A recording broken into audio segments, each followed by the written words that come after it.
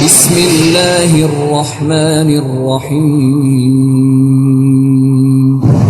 یا ایہا الرسول بلغ ما انزل الیک من ربک وَإِن لَّمْ تَفْعَلْ فَمَا بَلَّغْتَ رِسَالَتَهُ۔ اے پیغمبر، جو ارشادات اللہ کی طرف سے تم پر نازل ہوئے ہیں سب لوگوں کو پہنچا دو، اور اگر ایسا نہ کیا تو تم اللہ کے پیغام پہنچانے میں قاصر رہے، اور اللہ تم کو لوگوں سے بچائے رکھے گا، بے شک اللہ منکروں کو ہدایت نہیں کرتا۔ من كنت مولاه فهذا علي مولاه يوم الغدير الناس في فرحانة من شال جفك يا علي مولانا، من شال جفك يا علي مولانا. يوم الغدير الناس في فرحانة من شال جفك يا علي مولانا، من شال جفك يا علي مولانا. علي علي علي علي علي علي علي علي علي علي علي. اعوذ باللہ من الشیطان اللعین الرجیم، بسم اللہ الرحمن الرحیم، الحمد للہ وکفی وسلام علی عبادہ الذین اصطفی. درود بھیجیے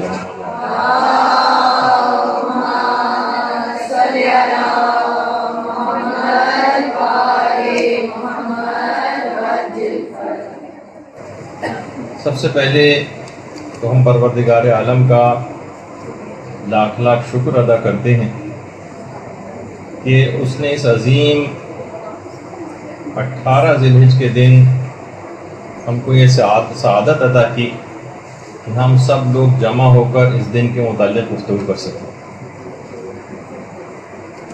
دیکھیے، غدیر فقط ایک تاریخی واقعہ نہیں ہے بلکہ ایک عقیدے کا نام ہے.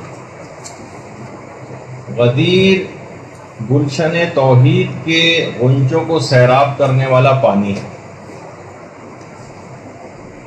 1400 سال سے محبان اہل بیت غدیر کے اس بابرکت پانی کو شجر ولایت کی جڑوں میں چھڑکتے ہیں اور وہاں سے عقائد حقہ کے ہرے بھرے پودوں اور محبت اہل بیت کے خوبصورت پھولوں کو پروان چڑھاتے ہیں. اور امیر المومنین علیہ الصلوۃ والسلام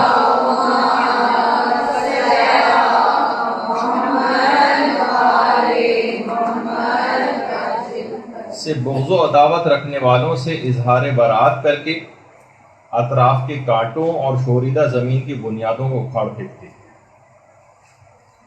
غدیر کے متعلق یہ بات کہی جاتی ہے کہ غدیر اصل میں ایک پھول سرات ہے جس پر مومن تو آسانی کے ساتھ گزر جائے گا، لیکن ہر منافق اور ہر دشمن اہل بیت کٹ کر نیچے گر جائے گا. غدیر ایک ایسا پروگرام ہے جس کا منصوبہ ساز پروردگار عالم ہے، اعلان کرنے والے رسول خدا ہیں، اور اسے جادہ عمل پہنا ائمہ اطہار علیہم السلام. خود امیر المومنین علیہ الصلوۃ والسلام نے بھی بہت فخر و مباحت کیا.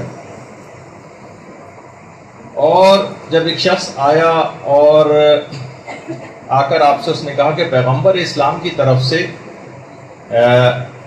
آپ کے لیے پیغمبر کی عطا کردہ سب سے بڑی فضیلت کون سی؟ تو امیر المومنین علیہ الصلوۃ والسلام نے یہ بات ارشاد فرمائی کہ خدا کے حکم سے مجھے غدیر خم میں ولایت کا تاج پہنانا، یہ سب سے بڑی فضیلت مجھ کو عطا کی گئی.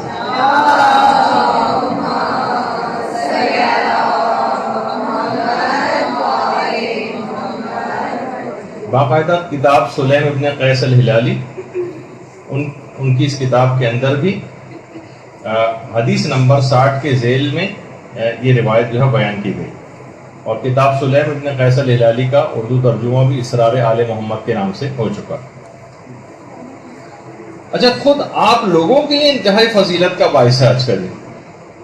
آپ سب لوگوں کے لیے وہ کیا ہے کہ امام رضا علیہ الصلوۃ والسلام ارشاد فرماتے ہیں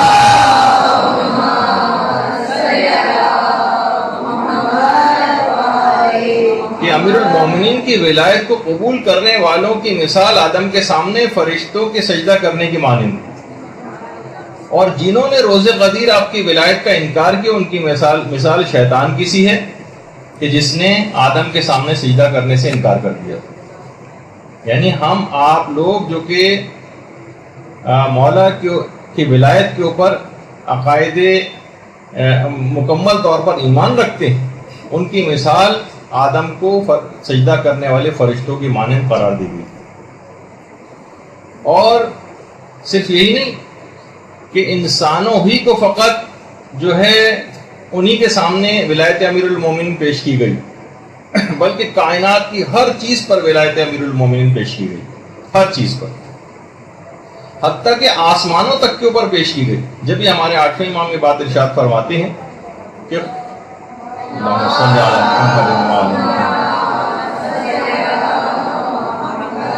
خدا نے آسمان والوں پر غدیر کے دن جب ولایت پیش کی تو 7ویں آسمان نے سبقت کی، 7ویں آسمان تو پروردگار نے اسے اپنے فرش کے لیے مزین فرما دیا۔ اس کے بعد 4تھے آسمان نے سبقت کی، یعنی آگے بڑھ کر ولایت علی کو قبول کیا تو پروردگار نے اس کو بیت معمور سے مزین فرما دیا۔ اس کے بعد پہلے آسمان نے سبقت کی تو پروردگار نے اسے ستاروں سے مزین فرمایا۔ اور زمین کے حصوں کے اوپر جب ولایت پیش کی گئی تو سب سے پہلے مکے نے ولایت قبول کی، اس کے بعد مدینے نے ولایت قبول کی، اور اس کے بعد پھر کوفے نے ولایت قبول کی۔ اور جب جمادات وغیرہ کے اوپر ولایت پیش کی گئی تو سب سے پہلے جن پتھروں نے ولایت کو قبول کیا اس میں عقیق تھا، فیروزہ تھا، اور اس کے بعد پھر یاقوت تھا۔ یہی وجہ ہے کہ سب بڑے بڑے پریشس اسٹون جو ہیں جو کہے جاتے ہیں، انہوں نے ولایت علی کو قبول کرنے میں سبقت کی تھی۔ اسی طریقے سے یہ بھی کہا گیا ہے کہ سونے اور چاندی نے بھی ولایت کو قبول کرنے میں سبقت کی۔ یہی وجہ ہے کہ دنیاوی طور پر عزت اور مقام اور قدر و قیمت ان دھاتوں کی جو بہت بڑھ گئی۔ اور اسی طرح سے پانیوں کے اوپر ولایت کو پیش کیا گیا۔ وہ پانی کی جس نے ولایت کو قبول کیا وہ میٹھا ہو گیا، خوشگوار ہو گیا، استعمال کے قابل ہو گیا، اور وہ تمام پانی کے جو کڑوے ہیں، کھارے ہیں، شوریدہ ہیں، استعمال کے قابل نہیں، یہ وہ ہیں کہ جنہوں نے ولایت علی کو قبول کرنے سے انکار کیا۔ اسی طریقے سے روایتوں میں کہ پرندوں تک کے اوپر ولایت علی کو پیش کیا گیا۔ وہ تمام پرندے جو بہت خوش الحان ہیں، بہت اچھی آوازوں والے ہیں، یہ وہ ہیں کہ جنہوں نے ولایت علی کو قبول کیا۔ تو بہرحال آپ نے دیکھا کہ جو فصیح ترین جو گفتگو کرتے ہیں یہ سب وہ ہیں کہ جنہوں نے ولایت علی کو اس انداز سے قبول کیا۔ یہ وہ دن ہے بہرحال کہ جب حضرت آدم علیہ السلام کی توبہ قبول ہوئی، حضرت ابراہیم کو آتش نمرود سے نجات ملی، حضرت موسیٰ نے اسی دن حضرت شمون کو، حضرت ہارون کو اپنا جانشین مقرر کیا حضرت موسیٰ نے۔ یہ وہی دن ہے جس دن حضرت عیسیٰ علیہ السلام نے حضرت شمون کو اپنا جانشین مقرر کیا۔ یعنی انتہائی عظمت کا حامل یہ دن ہے کہ جب ہم اس دن کے اندر سانس لے رہے ہیں۔ اور یہی وجہ ہے کہ ہمارے چھٹے امام امام جعفر صادق علیہ السلام فرماتے ہیں،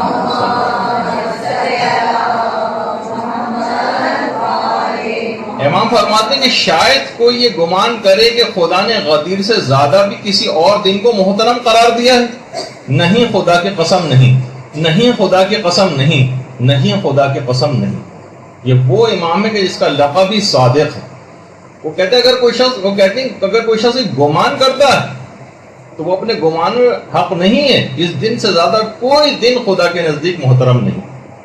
اور روایتوں میں یہ بات بھی آئی ہے کہ قیامت کے دن 4 دنوں کو دلہنوں کی طرح سے بارگاہ خداوندی میں پیش کیا جائے گا۔ 4 دنوں دیکھیے، قیامت کے دن ہر تمام حقیقتیں ایک زندہ وجود کے مانند موجود ہوں گی، تو ہر چیز وہاں پر زندہ ہو جائے گی۔ ان 4 دنوں کو دلہن کی مانند بارگاہ خداوندی میں قیامت کے روز پیش کیا جائے، جس میں سے ایک تو عید الفطر ہے، ایک عید قربان والا دن ہے، ایک روز جمعہ ہے جس کو روایت میں اس کو بھی عید کا اور خوشی کا دن قرار دیا گیا ہے، اور ایک ہے عید غدیر۔ اور ان تمام دنوں میں عید غدیر کی حیثیت ایسی ہے جیسے ستاروں کے جھرمٹ میں چاند ہوا کرتا۔ تو بہرحال اور یہ وہ دن ہے کہ جس کے متعلق یہ بات کہی جاتی ہے کہ قیامت کے دن، غدیر کے دن کی بڑی عجیب و غریب شان ہو جائے گی، اور اس دن کو جب یہ دن مجسم کوئی صورت اختیار کر لے گا وہاں، اس دن کو قیامت کے دن پیغمبر اسلام اور امیر المومنین اور تمام ملائکہ اور ان کے ساتھ حضرت سلمان، حضرت ابوذر، مقداد اور حضرت عمار یاسر کی ہمراہی میں اس دن کو جنت میں داخل کیا جائے گا۔ یہ بہت عظیم دن ہے، یعنی جس وقت پیغمبر اسلام اور امیر المومنین اور ملائکہ اور یہ اہم ترین اصحاب یہ جنت میں داخل ہو رہے ہوں گے، تو اس دن کو اپنے ساتھ لے کر جنت میں داخل ہوں گے۔ اور یہ وہ دن ہے کہ جس دن امام حسن مجتبیٰ علیہ الصلوۃ والسلام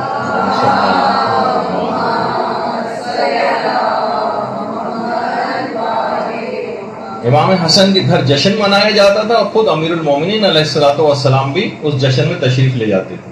اس جشن میں مہمانوں کی خوب پذیرائی ہوا کرتی تھی، خاطر مدارت ہوا کرتی تھی، اور یہ وہی دن ہے کہ جس کے متعلق 8ویں امام یہ جملہ ارشاد فرماتے ہیں کہ آج کے دن ملائکہ شیعوں کے لیے مسلسل استغفار کرتے رہتے ہیں، اور بڑی عجیب و غریب شان آج کے دن کی 18 ذی الحجہ کے دن۔ روایات میں ملتا ہے کہ جنت کے جو پرندے ہیں وہ جنت کی نہروں میں خود کو ڈبوتے ہیں آج کے دن، اور پھر اس کے بعد مشک و عنبر پر لوٹتے ہیں، اور اس کے بعد ملائکہ کے اوپر مشک و عنبر کو چھڑکتے ہیں۔ بڑا عجیب و غریب آج کا دن۔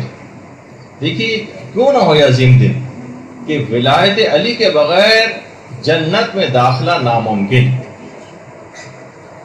ولایت علی کے بغیر جنت میں داخلہ قطعاً ناممکن۔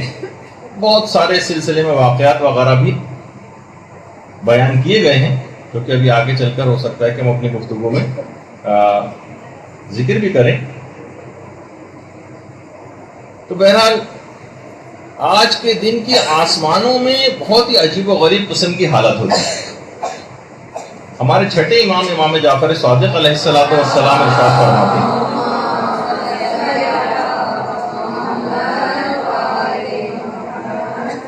کہ غدیر کے دن کو آسمانوں میں عہد معہود کے نام سے یاد کیا جاتا ہے، اور یہ بھی چھٹے امام جملہ ارشاد فرماتے ہیں کہ عید غدیر زمین والوں سے زیادہ آسمان والوں میں مشہور، زمین سے زیادہ آسمان والوں میں۔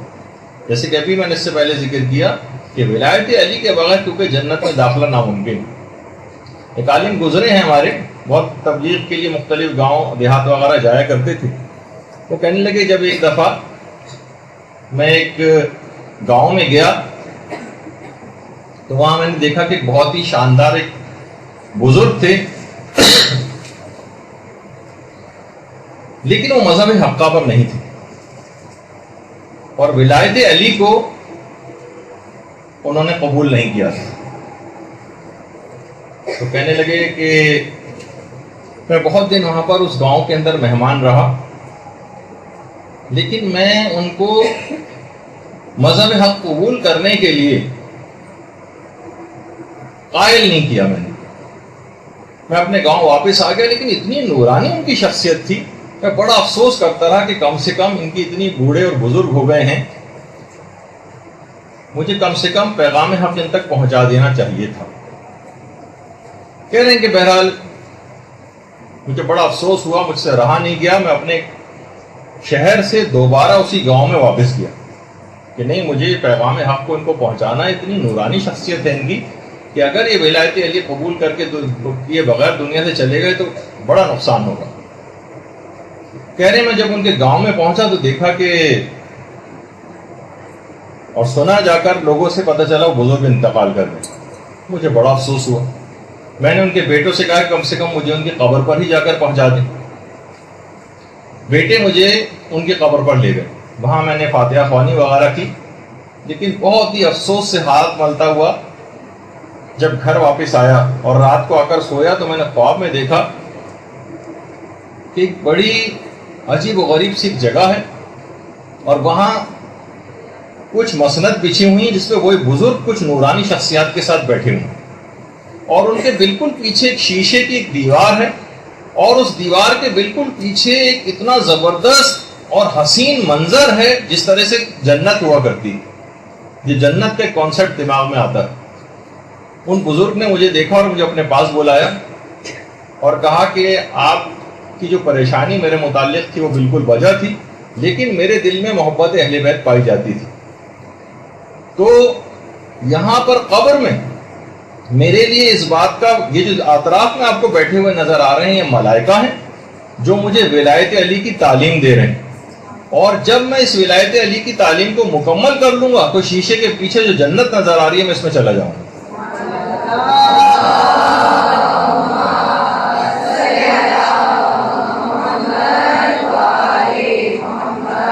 کیونکہ ولایت علی کے بغیر جنت میں داخلہ ناممکن ہے. اور ایک واقعہ وہ ہے کہ جو کہ ہم نے موت کی جب ہماری گفتگو ہوئی تھی اس میں بھی سنایا تھا، آیت اللہ سید محمد حسین طباطبائی کا.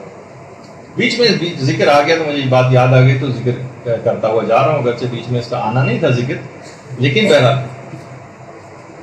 کہ آیت اللہ محمد حسین طباطبائی براہ راست اپنا یہ واقعہ سنا رہے. کہہ رہے میں چھوٹا تھا اس زمانے میں، جوانی کا بالکل ابتدائی دور تھا. ہم جس علاقے میں رہا کرتے تھے وہاں ایک آفندی قبیلہ رہا کرتا تھا جو مذہب اہل بیت پر نہیں تھا. اس میں سے ایک بوڑھی عورت کا انتقال ہو گیا.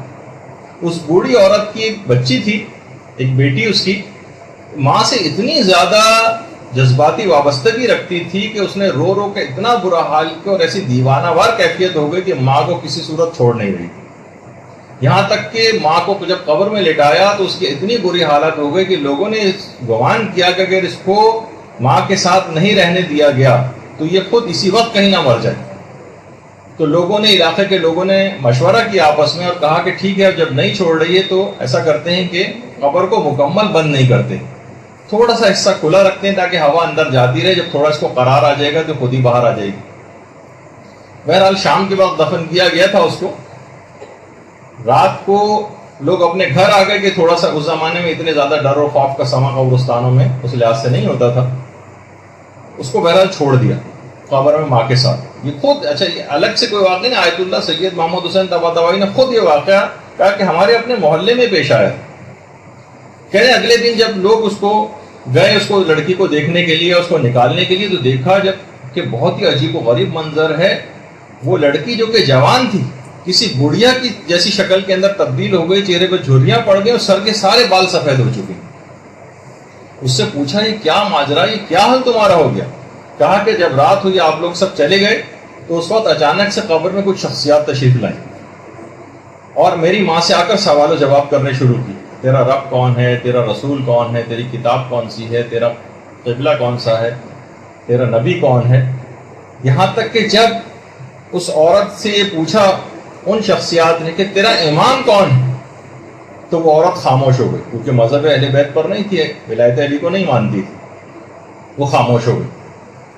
کہہ رہے ہیں اس کے بعد ان نورانی شخصیات کے پیچھے ایک عظیم نورانی شخصیت کھڑی ہوئی تھی جس نے میری ماں کی طرف اشارہ کر کے فرشتوں سے کہا، یعنی جو وہ نورانی شخصیات موجود تھیں، کہ میں اس عورت کا امام نہیں ہوں. اور یہ کہہ کے وہ شخصیت واپس چلی گئی. کہہ رہے بس ان شخصیت کا جانا تھا کہ فرشتوں نے آگ کے گرز نکالا اور میری ماں کے اس طرح سے مارا کہ پوری قبر جو ہے وہ آگ سے بھر گئی. اور اتنا دہشت زدہ کرنے والا وہ تھا کہ یہ جو میری حالت آپ کو نظر آ رہی ہے اس رات کے اس واقعے کی وجہ سے. کہہ رہے ہیں اس واقعے کے بعد بہت شہرت ہوئی اس واقعے کی اور وہ پورا آفندی قبیلہ اس نے مذہب حقہ کو اختیار کر لیا. درود بھیجیے محمد.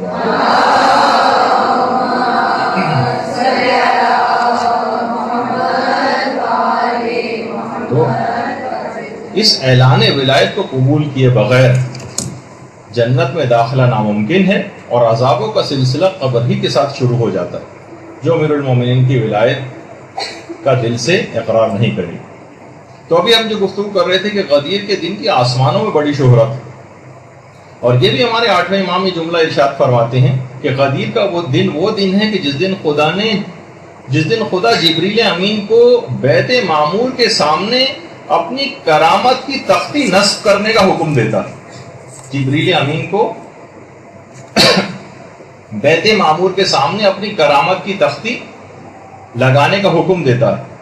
پھر جبرائیل اس کے پاس جاتے ہیں اور تمام آسمانوں کے ملائکہ وہاں آ کر جمع ہو جاتے ہیں اور پیغمبر اسلام اور امیر المومنین کی مدح و ثنا شروع کرتے ہیں اور ائمہ اطہار کے شیعوں اور ان کے دوستوں کے لیے استغفار کرتے ہیں. باقاعدہ عوالم العلوم میں شیخ عبداللہ بحرانی نے اس روایت کو نقل کیا کہ امیر المومنین اور ائمہ اطہار کے شیعوں اور ان کے دوستوں کے لیے استغفار کرتے ہیں. اور روایات میں یہ بات بھی آئی ہے کہ عید غدیر کے دن ملائکہ شہزادی فاطمہ الزہرا سلام اللہ علیہا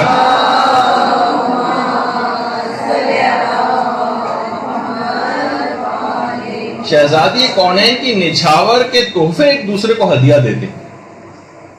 اور نچھاور درخت طوبہ کے وہ پھل ہیں کہ جو شہزادی کی امیر المومنین کے ساتھ شادی کے موقع پر اس شب میں خدا کے حکم سے اس وقت آسمانوں سے پھینکے گئے اور ملائکہ نے انہیں یادگار اور تبرک کے طور پر اٹھا لیا.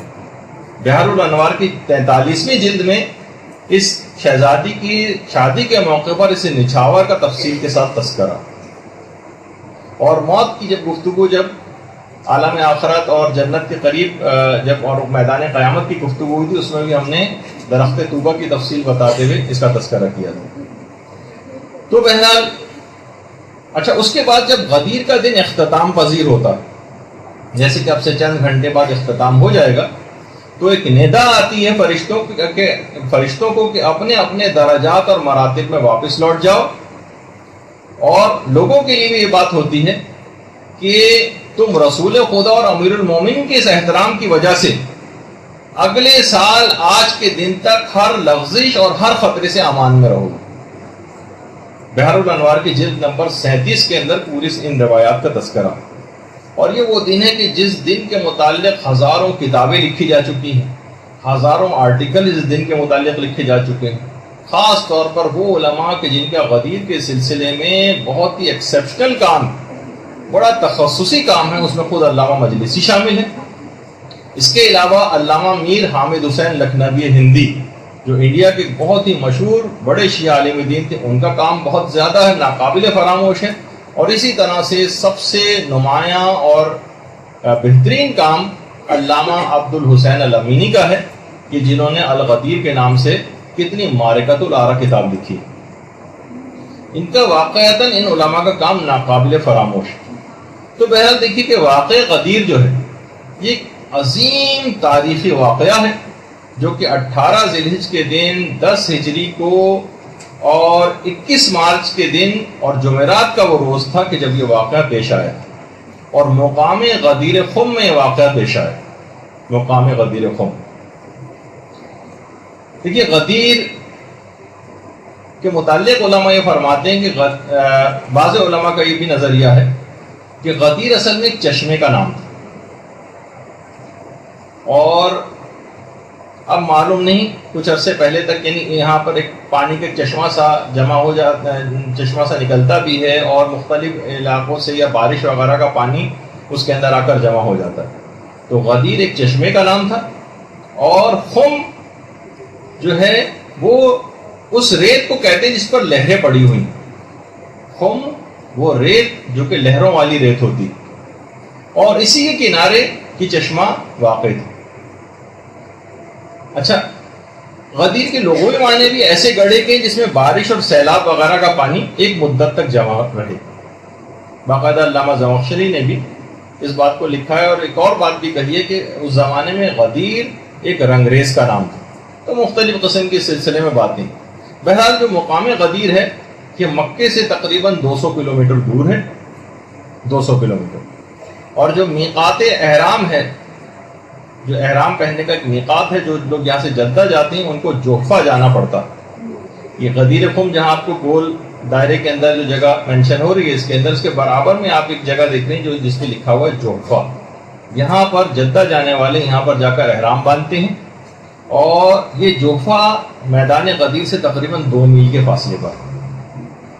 اچھا جوفہ کے معنی اصل میں کوچ کرنے کے معنوں میں. ایک زمانے میں جب سیلاب یہاں پر آیا تھا تو یہاں سیلاب کی وجہ سے اس علاقے کے لوگوں کو کوچ کر کے کہیں اور جانا پڑ گیا تھا, اس وجہ سے اس کا نام جوفہ پڑ گیا.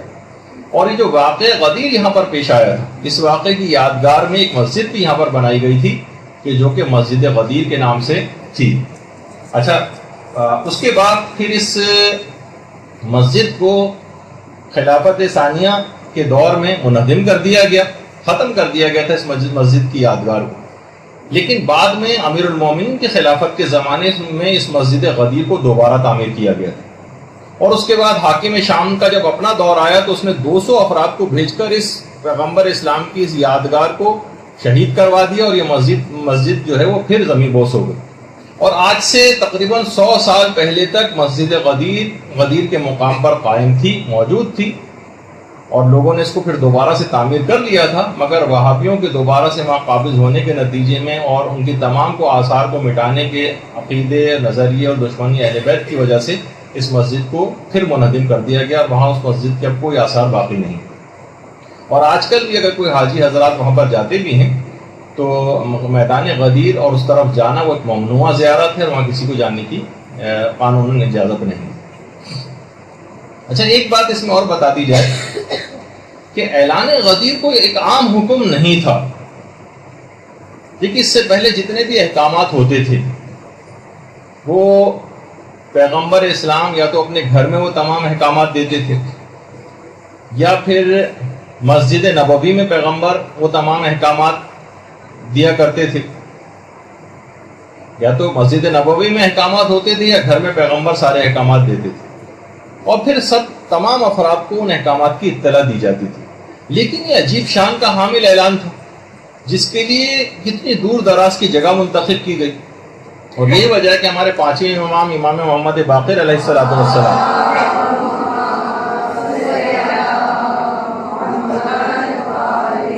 فرماتے کہ غدیر کے دن کی معنی کسی حکم کا بھی اعلان نہیں ہوا جیسا کہ غدیر کے دن کا اعلان ہوا، اور کہا کہ اے رسول اگر تم نے اس حکم کو نہیں پہنچایا تو گویا کوئی کار رسالت ہی انجام نہیں دیا. آج تک کبھی کسی حکم کے متعلق پیغمبر کو یہ بات نہیں کہی گئی. کسی حکم کو پہنچانے میں پیغمبر اتنے متفکر نہیں ہوئے، اتنے پریشان نہیں ہوئے جتنا اس حکم کے پہنچانے میں پریشان تھے، کیونکہ پیغمبر اسلام اس بات کو جانتے تھے کہ اگر اس بات کو لوگوں نے قبول نہیں کیا تو امت کے لیے ہلاکت ابدی مقرر ہو جائے گی، جنت میں ان کا داخلہ ناممکن ہو جائے گا.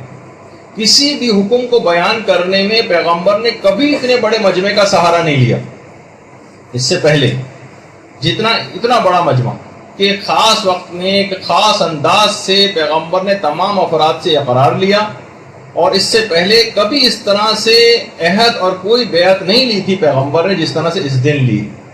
کسی حکم کے بعد یہ نہیں آیا کہ آج ہم نے دین کو مکمل کر دیا ہے، آج اپنی نعمت کو تمام کر دیا، سوائے اس دن. یہی وجہ ہے کہ امیر المومنین بھی اور شہزادی فاطمہ الزہرا سلام اللہ علیہا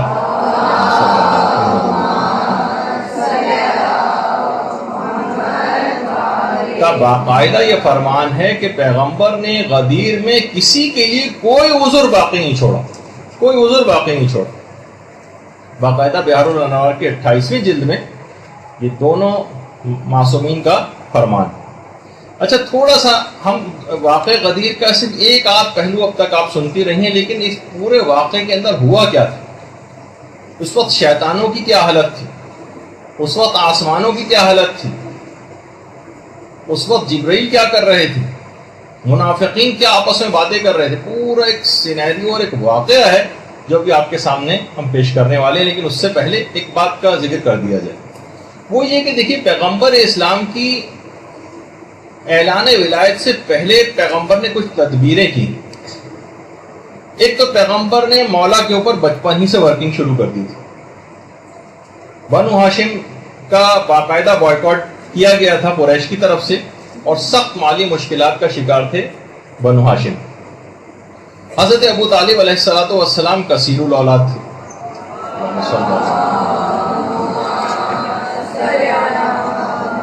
تو پیغمبر اسلام نے اپنے چچا حضرت عباس، جو کہ اس وقت بنو ہاشم کے نسبتاً مالدار افراد میں شامل تھے، پیغمبر اپنے چچا کے پاس آئے اور کہا کہ چچا جان، آپ کے بھائی ابو طالب عیالدار ہیں، سختی کے اندر زندگی گزار رہے ہیں، ہمیں چاہیے کہ ہم ان کے بوجھ کو کچھ ہلکا کریں، اور ان کے بچوں میں سے ایک بچے کو میں اڈاپٹ کر لیتا ہوں، گود لے لیتا ہوں، ایک کو آپ لے لیجیے، اور ان کی کفالت ہم کرتے ہیں تاکہ ابو طالب کے اوپر سے، ہمارے چچا کے اوپر سے خرچہ کچھ کم ہو جائے۔ دیکھیے اتنا عظیم ثواب ہے یہ ویسے بھی کہ اکثر وہ آپ کے سر وسیم عام جو ایک حدیث سناتے رہتے ہیں آپ کو کہ فرشتے اگر زمین پہ آتے تو وہ کون سی عبادتیں انجام دیتے، تو 3-4 باتیں، جس کے اندر سے ایک بات یہ بھی تھی کہ فرشتوں کی حسرت یہ ہے کہ اگر وہ زمین پہ آتے تو عیالدار شخص کی مدد کرتے، یعنی واقعی جو کثیر العیال ہو، عیالدار ہو، سختی میں زندگی گزارتا ہو، اس کی مدد کرنا انتہا سے زیادہ فضیلت کا حامل کہ فرشتے تمنا کرتے ہیں اس بات میں۔ اچھا دیکھیے اس میں ہمارے لیے بھی ایک پیغام ہے اس بات میں کہ بہرحال اگر بہت سے لوگ ذرا مالدار یا بہتر صورتحال میں ہوتے ہیں تو ضروری نہیں کہ کسی اور کے بچے کو ہی آپ اٹھا کے اپنے گھر لیں۔ مثلا آپ یہ کہہ سکتے ہیں بھائی آپ کے اس بچے کا خرچہ میں اٹھاؤں گا، اس کی اسکولنگ کا خرچہ، اس کی دواؤں کا خرچہ، اس کے کپڑوں کا خرچہ، اس طرح سے بھی اب وہ اپنے ماں باپ کے گھر ہی چاہے کیوں نہ رہے۔ بہت سے لوگ اڈاپٹ کرنے کے معنی یہ سمجھتے ہیں پورے بچے کو ہم اٹھا کے اپنے گھر لے آئیں تو ایک عجیب سی کیفیت ان میں ہو جاتی ہے۔ نہیں، آپ جو ذرا سے بھی مالدار ہیں وہ اس طرح کی بات بھی کر سکتے ہیں۔ تو بہرحال حضرت عباس نے اس بات کو قبول کر لیا اور پیغمبر اسلام اور حضرت عباس دونوں مل کر پیغمبر اسلام کے پاس آئے، اب حضرت ابو طالب کے پاس آئے اور کہا کہ یہ تمام باتیں ان کے سامنے بھی رکھی۔ اچھا اب دیکھیے اس میں بہت سی غیر ضروری شرم و حیا کا بھی لوگوں میں ناک کٹ جائے گی اور فلاں یا اس طرح کی باتیں، تو یہ خود ساختہ قسم کی باتیں اگر کوئی شخص واقعی دیکھے اور اس طرح سے کوئی پیشکش کرے تو اسے قبول بھی کرنا چاہیے۔ تو حضرت ابو طالب نے کہا کہ ٹھیک ہے، عقیل کو میرے پاس رہنے دو، باقی جس کا بھی چاہو انتخاب کر لو۔ اب پیغمبر اسلام نے اس وقت حضرت امیر المومنین علیہ الصلوۃ والسلام کا انتخاب کیا،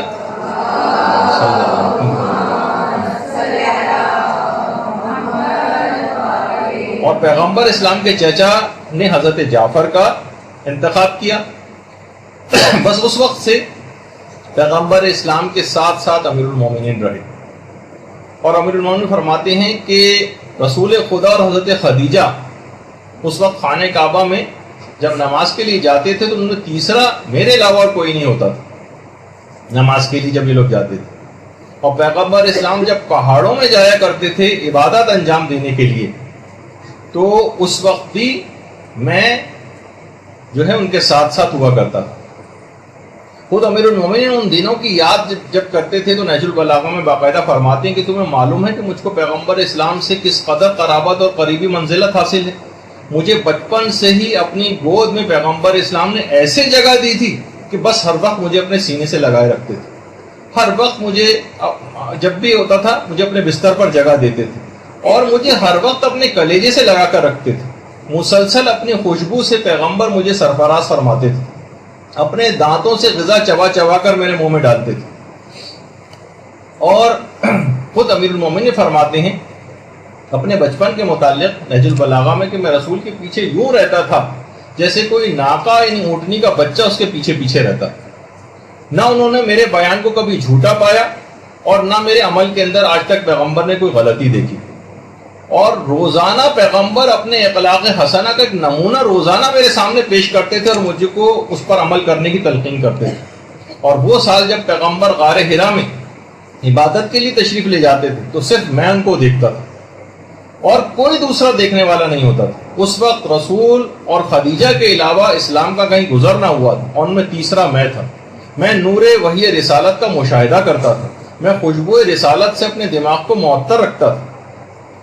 اور پھر جب ہجرت ہوئی ہے تو پیغمبر نے بستر پر سونے کے لیے بھی امیر المومنین کا انتخاب کیا، اپنی عزیز ترین بیٹی کی شادی سب کے رشتے ریجیکٹ کر کے مولا سے کی، اور جب شادی بھی ہوئی ہے تو شہزادی سے پیغمبر اسلام نے جملہ ارشاد فرمایا تھا کہ میں تمہاری شادی ایک ایسے شخص سے کر رہا ہوں جو اسلام میں سب سے بہترین ہے، علم میں سب سے زیادہ ہے اور حلم میں سب سے عظیم۔ اور اکثر جنگوں میں پیغمبر اسلام علم امیر المومنین کے ہاتھ میں دیتے تھے، اور ایسے امتیازات امیر المومنین کو حاصل تھے کہ کوئی دوسرا اس میں شریک نہیں تھا۔ مسجد نبوی میں سب کے گھروں کے دروازے بند کر دیے گئے تھے سوائے علی اور فاطمہ کے گھر کے دروازے کے علاوہ۔ پیغمبر نے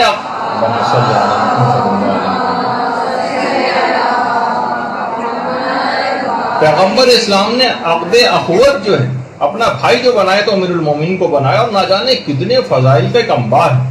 واضح ترین بات تھی کہ اتنے فضائل کا حامل ہی پیغمبر اسلام کا صحیح طور پر جانشین ہو سکتا ہے۔ یہ تمام مختلف مراحل پہ پیغمبر اسلام کے جملے ارشاد فرما کر ایسی تدبیریں کر رہے تھے کہ لوگوں کو واضح طور پر پتہ چل جائے کہ ہر موقع پر امیر المومنین کو اولیت دینا، ہر موقع پر ان کو آگے رکھنا، ہر موقع پر ان کے فضائل کو بیان کرنا، کہ کسی رشتہ داری کی بیس پہ میں یہ سب باتیں نہیں کر رہا ہوں، بلکہ حکم خداوندی کی بیس پر کر رہا ہوں، اور میرٹ کی بیس پر صحیح معنوں میں اگر کوئی جانشین ہو سکتا ہے پوری کائنات کے اندر جو سب سے افضل ترین شخصیت ہے پیغمبر اسلام کے بعد، تو وہ امیر المومنین ہی کی ذات گرامی ہے۔ مختلف پیغمبر مختلف طریقوں سے یہ تدبیریں کر کے لوگوں کو یہ باتیں سمجھاتے رہے۔ اچھا، اب یہ جو واقعہ غدیر تھا، اب اس کے اندر کچھ پیغامات بھی آئیں گے، لیکن یہ ہوا کیسے تھا یہ واقعہ؟ تو دیکھیے اس کی باقاعدہ پلاننگ پیغمبر اسلام نے کس طرح سے کی تھی۔ ہجرت کے بعد جب پیغمبر اسلام مکے سے مدینہ ہجرت کر گئے تو اس کے بعد پیغمبر 3 دفعہ صرف مکے آئے۔ ایک تو سن 8 ہجری میں جب صلح حدیبیہ ہوئی تھی، اس وقت پیغمبر اسلام نے مکے کی طرف کا سفر اختیار کیا تھا، مشرکین سے معاہدہ کیا تھا اور واپس چلے گئے تھے۔ دوسری، یہ تو 8 ہجری کی بات تھی، پھر دوسرا 9 ہجری میں فتح مکہ جب ہوئی تھی تو پیغمبر فتح مکہ کے موقع پر یہاں پر آئے تھے، عمرہ ادا کیا تھا اور پھر مدینہ واپس تشریف لے گئے۔ اور تیسرا واقعہ وہ سن 10 ہجری میں پیغمبر اسلام کا آخری حج، اس کے لیے پیغمبر اسلام یہاں پر تشریف لائے، اور رسمی طور پر پیغمبر نے اعلان کر دیا تھا پہلے ہی سے کہ جتنے زیادہ سے زیادہ لوگ میرے ساتھ حج پر چلنا چاہیں چلیں، اور ایسے اشارے دے دیے تھے کہ یہ میرا آخری حج۔ ہر جگہ پیغمبر نے باقاعدہ رسمی طور پر بھی اعلانات کروائے، اور ایسی پلاننگ کی کہ اطراف مدینہ کے اندر بھی باقاعدہ منادی بھیجے گئے کہ میں آخری حج کے لیے جا رہا ہوں اپنی، جس کو بھی ساتھ چلنا چاہے چلے۔ اچھا، مدینے سے جب مکے کی طرف پیغمبر نے سفر شروع کیا تو سفر میں بھی مختلف علاقوں اور محلوں کے اندر اور مختلف شہروں تک یہ پیغام پہنچ چکا تھا، اور لوگ اپنے اپنے گھروں سے حج کے لیے نکل پڑے تھے۔ اچھا، مکے کے اطراف سے بھی لوگوں نے چلنا شروع کیا، یمن کی طرف سے اور دیگر شہروں سے بھی لوگ جو ہے چلنے لگے اور سفر حج کو اختیار کیا۔ تقریباً 1,20,000 سے زائد افراد جو ہیں وہ حج کے لیے آئے۔ 70 افراد تو پیغمبر اسلام کے ساتھ مدینے سے ساتھ چلے تھے، باقی اطراف سے چلنا شروع ہوئے، یہاں تک کہ مدینے سے مکے تک کا تمام علاقہ گویا لبیک کی فضاؤں سے اس وقت گونج رہا ہو۔ پیغمبر اسلام نے ہفتے کے دن 25 ذی القعدہ کو غسل کیا اور اس کے بعد احرام کے 2 کپڑے لے کر مدینے سے باہر آئے۔ ذوالحلیفہ یا آبیار علی، جس جگہ پر ایک مسجد شجرہ بھی ہے، جنہوں نے حج و عمرہ کیا ہے یقیناً اس مسجد کو دیکھا ہوگا۔ پیغمبر اسلام اس جگہ پر تشریف لائے، اور پیغمبر اسلام کے ساتھ اس وقت حضرت فاطمہ الزہرا سلام اللہ علیہا،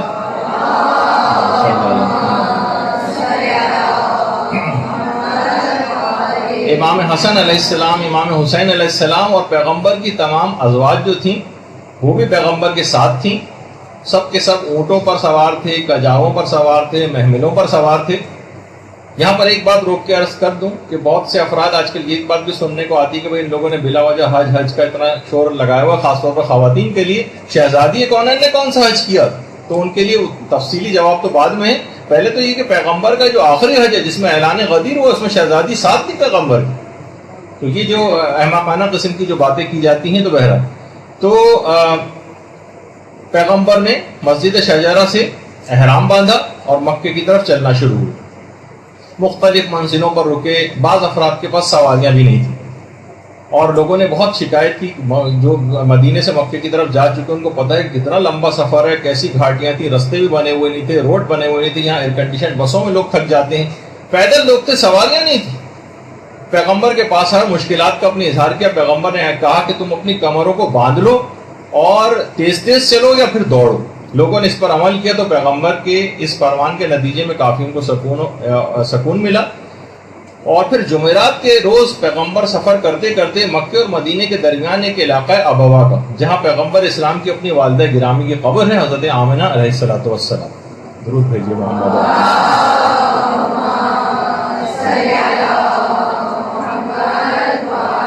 پیغمبر اسلام اپنی والدہ کی قبر پہ گئے، ان کی زیارت کی، اور اس کے بعد پیغمبر نے پھر اپنا سفر شروع کیا، اور جمعے کے روز پیغمبر اسلام پھر جوفا پہنچ گئے۔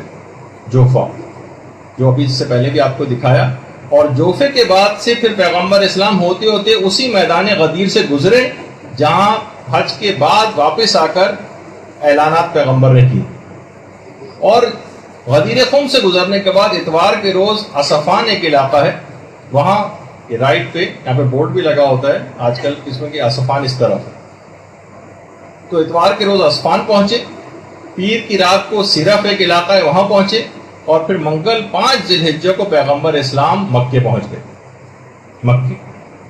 اچھا، اس پورے سفر کے اندر ابھی تک آپ نے دیکھا کہ امیر المومنین کا کہیں نام نہیں۔ امیر المومنین کہاں تھے؟ پیغمبر اسلام نے مدینے سے اپنے سفر کے آغاز میں امیر المومنین کو نجران ایک لشکر دے کر بھیجا تھا، اور اس کے بعد کہا تھا نجران سے فارغ ہونے کے بعد پھر تم یمن چلے جانا، اور یمن اتنا اہم ترین معاملہ کہ ابھی غدیر کا موقع ہے، پیغمبر کو امیر المومنین کو ساتھ رکھنا چاہیے تھا، لیکن یمن کیوں بھیج دیا؟ کس کام کے لیے بھیجا تھا؟ خمس اور زکوٰۃ وصول کرنے کے لیے۔ اتنا اہم ترین یہ حکم ہے کہ غدیر کے اعلان سے پہلے یمن بھیجا تھا پیغمبر نے امیر المومنین کو خمس اور زکوٰۃ وصول کرنے اور اسلام کی تبلیغ کے حوالے سے، اور ساتھ میں خط بھی دیا تھا کہ یمن سے واپس آتے ہوئے تم مکے میں مجھے جوائن کر لینا۔ مولا کے ساتھ اس وقت 12,000 افراد یمن سے مکہ کی سمت میں جب وہ مولا روانہ ہوئے تو 12,000 افراد ان کے ساتھ تھے۔ دونوں کی ملاقات مکے سے کچھ فاصلے پر پیغمبر کی اور امیر المومنین کی دوبارہ ملاقات ہوئی۔ امیر المومنین نے سارا ماجرا ان کو یمن کا سنایا، پیغمبر بہت خوش ہوئے، کہا تم اپنے لشکر کو لے کر ہمارے ساتھ آ کر ملحق ہو جاؤ۔ پھر امیر المومنین اپنے لشکر کو لے کر آئے، اور منگل 5 ذی الحجہ کو پیغمبر اسلام مکے کے اندر امیر المومنین کے ساتھ داخل ہوئے۔ پھر 8 ذی الحجہ سے حج شروع ہوا، اور حج شروع ہوا عرفات، مزدلفہ، اور یہاں تک کہ پیغمبر اسلام پھر مینا کے میدان میں پیغمبر نے خطبہ بھی دی، اور وہاں پر لوگوں کو ہدایات دی کہ اگر میں اس دنیا میں نہ رہوں اور جو ہدایات پر عمل نہیں کرے گا، علی ابن ابی طالب اس خلاف ورزی کرنے کے خلاف اٹھ کھڑے ہوں۔ اور اس کے بعد پیغمبر نے پھر اس موقع پر مینا کے میدان میں حدیث ثقلین بیان کی، انی تارک فیکم الثقلین، یہ والی حدیث یہ پیغمبر نے وہاں پر دوبارہ بیان کی۔ اور اس خطبے کے اندر اہم ترین بات یہ تھی کہ مولا مسلسل اس خطبے کی تکرار حاجیوں کے درمیان کھڑے ہو کر رہے تھے تاکہ دور بیٹھنے والے حاجی بھی اس خطبے کے مندرجات کو سنیں۔ اور پھر پیغمبر اسلام نے ایک دوسرا خطبہ اس کے بعد مینا ہی میں مسجد خیف یا مسجد خیف میں دیا، اور اس میں آپ نے تفرقے کی بڑی سخت مذمت کی، اور مسئلہ خلافت کو مسجد خیف میں یہاں پر بیان کیا، حدیث ثقلین کو دوبارہ پڑھا، اور غدیر کے سلسلے میں اس طرح سے پیغمبر دماغ سازی اور زمین سازی کرتے جا رہے تھے۔ اس موقع پر منافقین نے مکمل خطرے کا احساس کر لیا، اور پیغمبر کے اس خطبے کو بہت سیریس لیا، اور وہیں پر ان افراد نے باقاعدہ ایک ایگریمنٹ کیا اور قسمیں کھائیں کہ ہم پیغمبر کی اس منصوبے کو خاک میں ملائیں گے نعوذ باللہ، اور اپنے پروگرام کا آغاز کر دیا۔ اچھا، غدیر پر جانے سے پہلے پیغمبر نے تمام تبرکات اور میراث انبیاء کو اپنے حقیقی جانشین امیر المومنین کے حوالے کی۔ حضرت نوح اور حضرت ابراہیم کے جو صحیفے تھے اور حضرت آدم کے، وہ امیر المومنین کے حوالے کی۔ تورات اور انجیل وہ حوالے کی۔ عصائے موسیٰ وہ امیر المومنین کو سپرد کیا۔ حضرت سلیمان کی انگوٹھی وہ امیر المومنین کو دی، اور اس طرح سے دیگر تبرکات انبیاء جو پیغمبروں کے پاس ہوتے ہیں اور اس کے بعد اماموں میں ٹرانسفر ہوتے ہیں، امیر المومنین کے سپرد کی۔ اور اس کے بعد ایک خصوصی ملاقات کی امیر المومنین سے، جس میں پوری رات اور پورا دن لگ گیا۔ نہ جانے اس میں کیا باتیں ہوئیں، کیا علوم جو ہے علوم نبوت وہ پیغمبر نے امیر المومنین کو منتقل کیے، کیا ہوا اس کی تو زیادہ تفصیل نہیں پتہ، لیکن پورے ایک رات اور ایک دن لگ گیا۔ اور مکے کے اس قیام میں جبریل رسمی طور پر مولا علی کے لیے لقب امیر المومنین پروردگار عالم کی طرف سے لے کر نازل ہوئے۔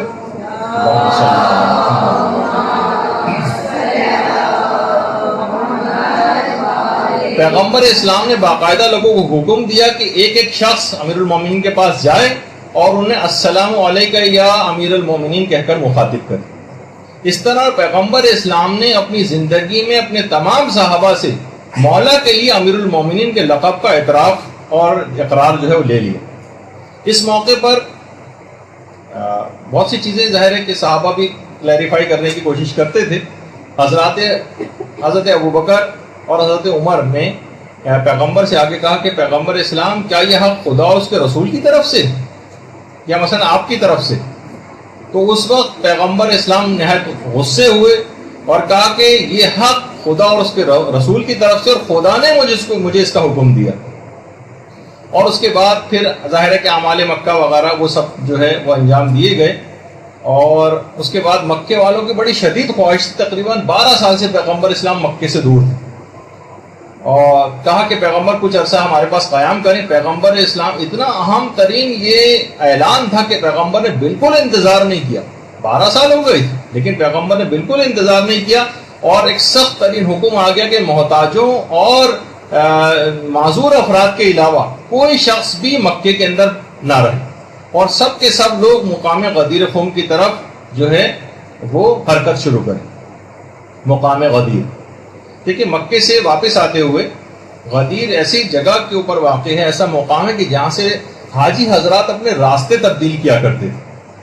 اچھا پیغمبر نے مستقبل کے حوالے سے بھی اس جگہ کا انتخاب اس وجہ سے کیا تھا کہ جب بھی کبھی لوگ راستہ تبدیل کریں یہاں سے گزریں تو وہی واقعات ذہن نشین ہو جائے اور تجدید بیعت کر کے لوگ یہاں سے اس واقعے کی یاد تازہ کرتے ہوئے حاجی حضرات یہاں سے گزریں. غدیر دیکھیے جیسے کہ ابھی اس سے پہلے ذکر ہوا ایک بہت بڑا سا میدان تھا جہاں سیلاب اور چشمے وغیرہ کا پانی جو ہے آ کر جمع ہو جاتا تھا. ہم بہت سے مومنین حضرات بھی یہاں آتے ہیں اور یہاں پر آ کر جو ہے وہ غسل وغیرہ کرنا اور یہاں پر درخت بھی تھے, یعنی درخت بھی تھے یہاں پر پانی بھی تھا. یعنی 3 دن رکنے کے اعتبار سے جو رسومات یہاں پر انجام پانی تھیں اعلان غدیر کے نتیجے میں 3 دن تک اس کے لیے جگہ بڑی مناسب تھی. یعنی پانی بھی تھا, درخت بھی تھے, بہت مناسب جگہ تھی تاکہ اطمینان سے تمام رسومات کو ادا کیا جا سکے. اچھا یہ جیسے میں نے کہا کہ اہم بات یہ تھی کہ پیغمبر اسلام 12 سال سے مکے سے دور ہیں. باوجود یعنی اگر پیغمبر وہاں قیام کر لیتے مکے والوں کے بہت سارے مسائل تھے وہ پوچھ سکتے تھے, ان کی بہت سی باتیں شیئر کرنے کو دل چاہتا تھا مکے والوں کی, پیغمبر کو اپنے حالات سنانے کا کہ پیغمبر کے جانے کے بعد یہاں کیا ہوا. لیکن پیغمبر اسلام نے بالکل ان کی طرف توجہ نہیں کی اور فوراً مکے سے جو ہے کوچ اختیار کیا حج کے بعد اور سب کو غدیر میں میدان میں جمع ہونے کا حکم دیا. 1,20,000 سے زائد صحابہ اس جگہ پر آ کر جمع ہوئے. مکے سے تو تقریباً 5,000 افراد تو مکے سے تھے, 12,000 افراد امیر المومنین کے ساتھ یمن سے آئے ہوئے تھے اور یمن والے تو ان کے لیے غدیر کا مقام تو بالکل آؤٹ آف دی وے تھا. مثلا آپ کو ادھر سوراب گوٹ کی طرف جانا ہے اور آپ کو کہا جائے کہ آپ صدر میں جا کر جمع ہو جائیں سارے, تو کتنا مشکل بات تھی. یعنی پیغمبر نے بالکل برخلاف سمت میں ان کو جو ہے اپنی طرف غدیر کی جو ہے طرف بلایا. اچھا جب پیر کا روز تھا ظہر کے وقت کرراء الغمیم کا جو علاقہ تھا جہاں پر جو غدیر خم واقع ہے اس جگہ پر اس علاقے کا نام یہ تھا. اچانک پیغمبر اسلام نے اپنے راستے کو دائیں طرف کر لیا اور غدیر کی طرف کا رخ کر لیا اور پیغمبر نے باقاعدہ کہا کہ اے لوگوں خدا کی طرف سے دعوت دینے والے کی دعوت پر لبیک کہو, میں خدا کا ایک پیغام لانے والا ہوں. یعنی پیغمبر اسلام نے اشارہ دے دیا کہ کوئی بہت اہم پیغام دینے کا وقت آ گیا, بہت اہم پیغام دینے کا وقت آ گیا. منادی نے باقاعدہ ندائیں دینی شروع کی, تمام لوگ ٹھہر جائیں, آگے بڑھ جانے والے پیچھے آ جائیں, پیچھے آنے والے پیچھے جو رہ گئے افراد وہ وہیں پر ٹھہر جائیں اور تمام معین مقام پر جمع ہونے کا ان کو حکم دیا گیا. لیکن پیغمبر کی طرف سے ایک حکم اور آیا کہ قدیم درختوں کی طرف کوئی نہ جائے, اس جگہ کو خالی چھوڑ دیا جائے. جو ابھی اس سے پہلے جب میدان غدیر میں آپ نے دیکھا وہاں کھجور کے درخت وغیرہ لگے ہوئے تھے, اس میں چشمے کے کنارے جو درخت لگے ہوئے تھے وہاں جانے سے پیغمبر نے منع کیا. سواریاں رک گئیں, لوگ واپس لوٹ آئے جو آگے گئے ہوئے تھے اور سب غدیر میں اتر کر اپنی اپنی جگہ تلاش کرنے لگے. انتہائی شدید گرمی تھی, اتنی شدید گرمی اس وقت ہو رہی تھی کہ خود پیغمبر اسلام نے اپنی عبا کا ایک سرا اپنے سر پر اور دوسرا اپنے پاؤں کے نیچے رکھا ہوا تھا. اتنی شدید یعنی گرمی زمین سے جو ہے وہ اس وقت ہو رہی تھی اور لوگوں نے بھی گرمی کی شدت سے اپنی عبائیں اتار کے اپنے پاؤں پر لپیٹ لی تھی. دیکھیے اس موقع پر اتنی شدید گرمی میں پیغمبر اتنا اہم ترین اعلان کرنے جا رہے ہیں. اور اس کے بعد پیغمبر اسلام نے مقداد کو, ابو ذر کو اور سلمان کو اور عمار یاسر کو حکم دیا کہ پرانے 5 درخت جو تالاب کے کنارے مسجد غدیر جو تالاب کے کنارے غدیر کے علاقے میں لگے ہوئے تھے، اس جگہ نیچے ایک ممبر کو تیار کرتے. یہ چاروں صحابہ مقداد، ابو ذر، سلمان اور عمار، انہوں نے وہاں سے اس علاقے سے کانٹوں وغیرہ کو صاف کیا، پتھروں کو جمع کیا، صفائی وغیرہ کام کیا. اس کے بعد پانی کا چھڑکاؤ کیا اس جگہ پر، اور درختوں کی شاخوں سے باقاعدہ سائبان وہ بنایا گیا. 3 دن کے لیے یہاں پر کیونکہ رہنا تھا، 3 دن کے لیے ایک جگہ تیار کی گئی، اور اس شامیانے کے نیچے جو درختوں کی شاخوں وغیرہ سے بنایا گیا تھا، اس کے نیچے پتھروں کو ایک دوسرے پر رکھ کر اور اس پر پالان شتر کے جو ممبر ہے وہ تیار کیا گیا، اور اس کے اوپر ایک کپڑا بھی ڈالا گیا.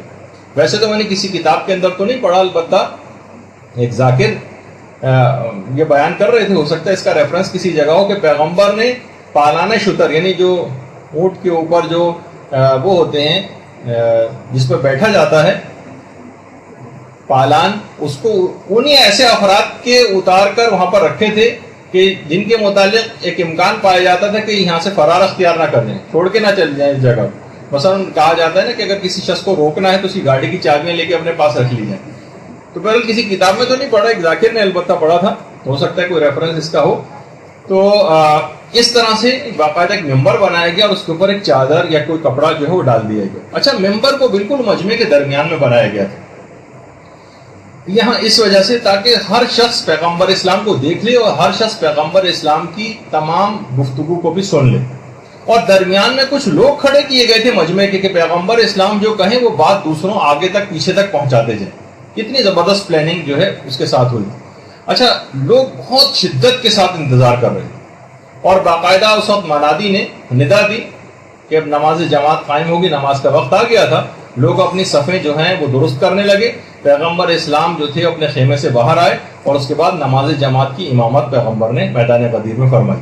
ایک صرف ایک آپ کو احساس دلانے کے لیے، کہ ویژوالائز کرانے کے لیے کہ وہاں پہ کیا ہوا ہوگا. تو پیغمبر اسلام نے نماز جماعت کی امامت کرائی. پھر پیغمبر اسلام ممبر پر تشریف لے گئے اور امیر المومنین کو اپنے پاس بلا لیا. خطبہ شروع ہونے سے پہلے مولا جو تھے وہ ایک زینہ نیچے کھڑے ہوئے تھے، اور پیغمبر اسلام نے اپنے دایاں ہاتھ امیر المومنین کے کندھے کے اوپر رکھا ہوا تھا. پیغمبر اسلام نے مجمع کے دائیں بائیں نگاہ ڈالی، صرف ایک ویژوالائز کرانے کے لیے آپ کو کہ کس طرح سے یہ ہوا ہوگا. سب لوگ انتظار میں تھے کہ پیغمبر کیا جملے ارشاد فرمانے والے. اچھا، جلسے کے ایک طرف عورتیں بھی بیٹھی ہوئی تھیں، اور اس طرح سے ان کا انتظام کیا گیا تھا کہ عورتیں بھی پیغمبر اسلام کو دیکھ بھی رہی تھیں اور سن بھی رہی تھیں. اس کے بعد پھر خطبہ شروع ہوا. کائنات نے ایسا حسین منظر اس سے پہلے کبھی نہیں دیکھا تھا کہ دو عظیم شخصیات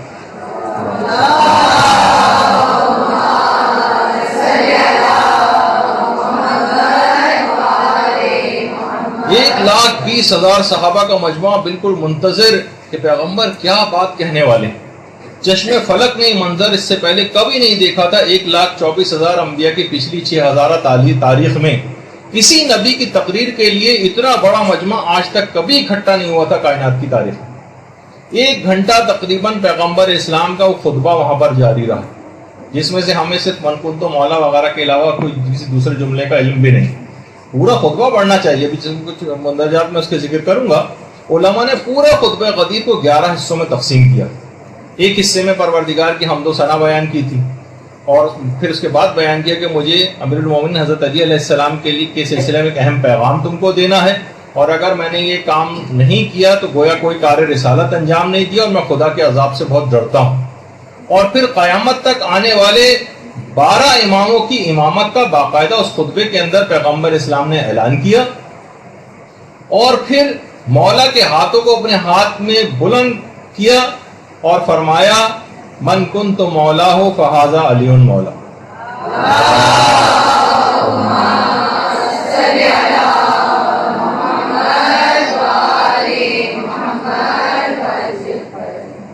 اور یہ بھی کہا کہ پروردگار جس کا میں مولا ہوں اس کا یہ علی مولا ہے. جو اس کو دوست رکھے تو اس کو دوست رکھ، جو اس سے دشمنی کرے تو اس سے دشمنی کر، جو اس کی مدد کرے تو اس کی مدد کر، جو اسے رسوا کرے تو اسے ذلیل و رسوا کر. اور اس کے بعد تمام ائمہ جو اہل بیت ہیں ان کا بھی ایک تعارف کرایا، اور کہا کہ جو اس اعلان ولایت کو نہیں مانے گا اس کے پچھلے تمام اعمال اکارت اور حبط کر دیے جائیں گے اور اس کا ٹھکانہ جہنم ہوگا۔ اس کے بعد امیر المومنین کے فضائل بیان کیے، خدا کے عذابوں کا تذکرہ کیا، اور ان آئمہ برحق کے مقابلے میں آئمہ ضلال جو گمراہ کر دینے والے آئمہ ہیں ان کا بھی تذکرہ ہوا، اور امام زمانہ علیہ الصلوۃ والسلام کا تذکرہ بھی اس خطبے میں ہوا،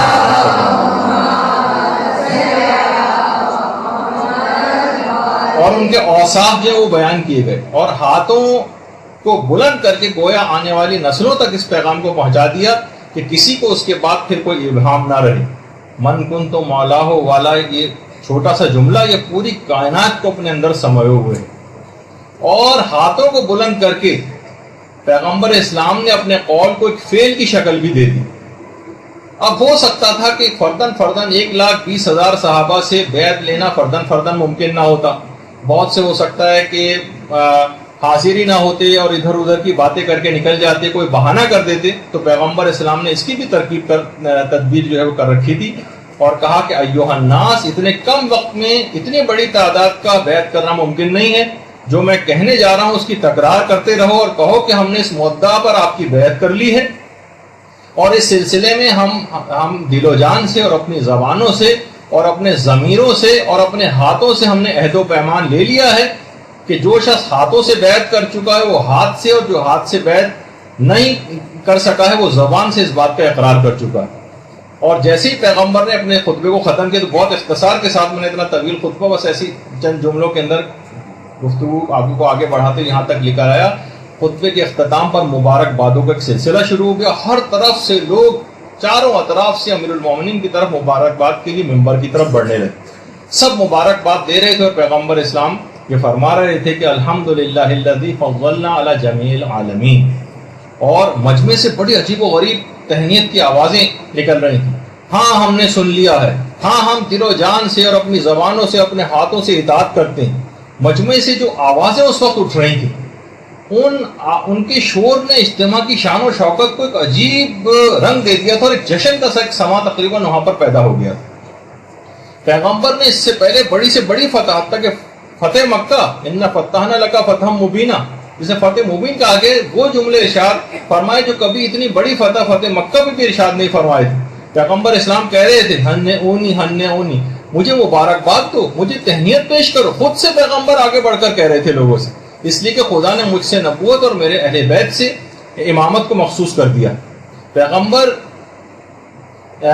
سے جو منادی تھے وہ باقاعدہ اس حکم کو لے کر میدان غدیر کے مجمع کے اندر گھوم گھوم کے خلاصے غدیر کی تکرار کر رہے تھے، اور کہہ رہے تھے پیغمبر نے فرمایا کہ من کنت مولا فہذا علی مولا، بار بار پیغمبر کی طرف سے منادی مجمع کے اندر گھوم گھوم کے اس بات کا اعلان کر رہے تھے۔ پھر پیغمبر اسلام نے حکم دیا کہ 2 خیمے لگائے جائیں، 2 خیمے، ایک خیمے کے اندر پیغمبر اسلام خود بیٹھ گئے اور خود تشریف فرما ہوئے، اور دوسرے خیمے کے دروازے پر امیر المومنین کو بیٹھنے کا حکم دیا کہ گروہ در گروہ آئیں اور امیر المومنین کی باقاعدہ آ کر بیعت کریں۔ لوگ آ رہے تھے، بیعت کر رہے تھے، مبارکباد دے رہے تھے، اور 3 دن اسی طرح سے یہ بیعت کا سلسلہ یہاں پر جاری رہا، یہاں تک کہ سب لوگوں نے بیعت کر لی اور کوئی شخص بھی باقی نہیں بچا کہ جس نے بیعت نہ کی۔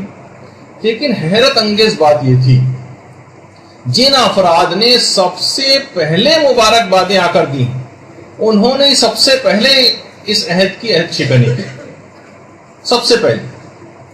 باقی جو افراد تھے اس کے علاوہ انہوں تو بے چون و چرا بیعت کر لی، لیکن 2 افراد ایسے بھی تھے جنہوں نے شک و شبے کا اظہار کیا اور پیغمبر سے آ کر کہا کہ یہ جو آپ نے ابھی اعلان کیا ہے کیا یہ حکم خدا اور اس کے رسول کی طرف سے یا آپ نے اپنی ذاتی حیثیت میں اعلان کیا؟ پیغمبر نے ان 2 افراد سے فرمایا ہاں خدا اور اس کے رسول کے حکم پر میں نے اعلان کیا۔ اچھا، اس وقت عورتوں نے بھی بیعت کی۔ خواتین سوچتی ہیں کہ بھائی ہمارا اس میں تو کوئی تذکرہ کسی جگہ پہ نہیں آیا، عورتوں کی بھی باقاعدہ بیعت ہوئی ہے۔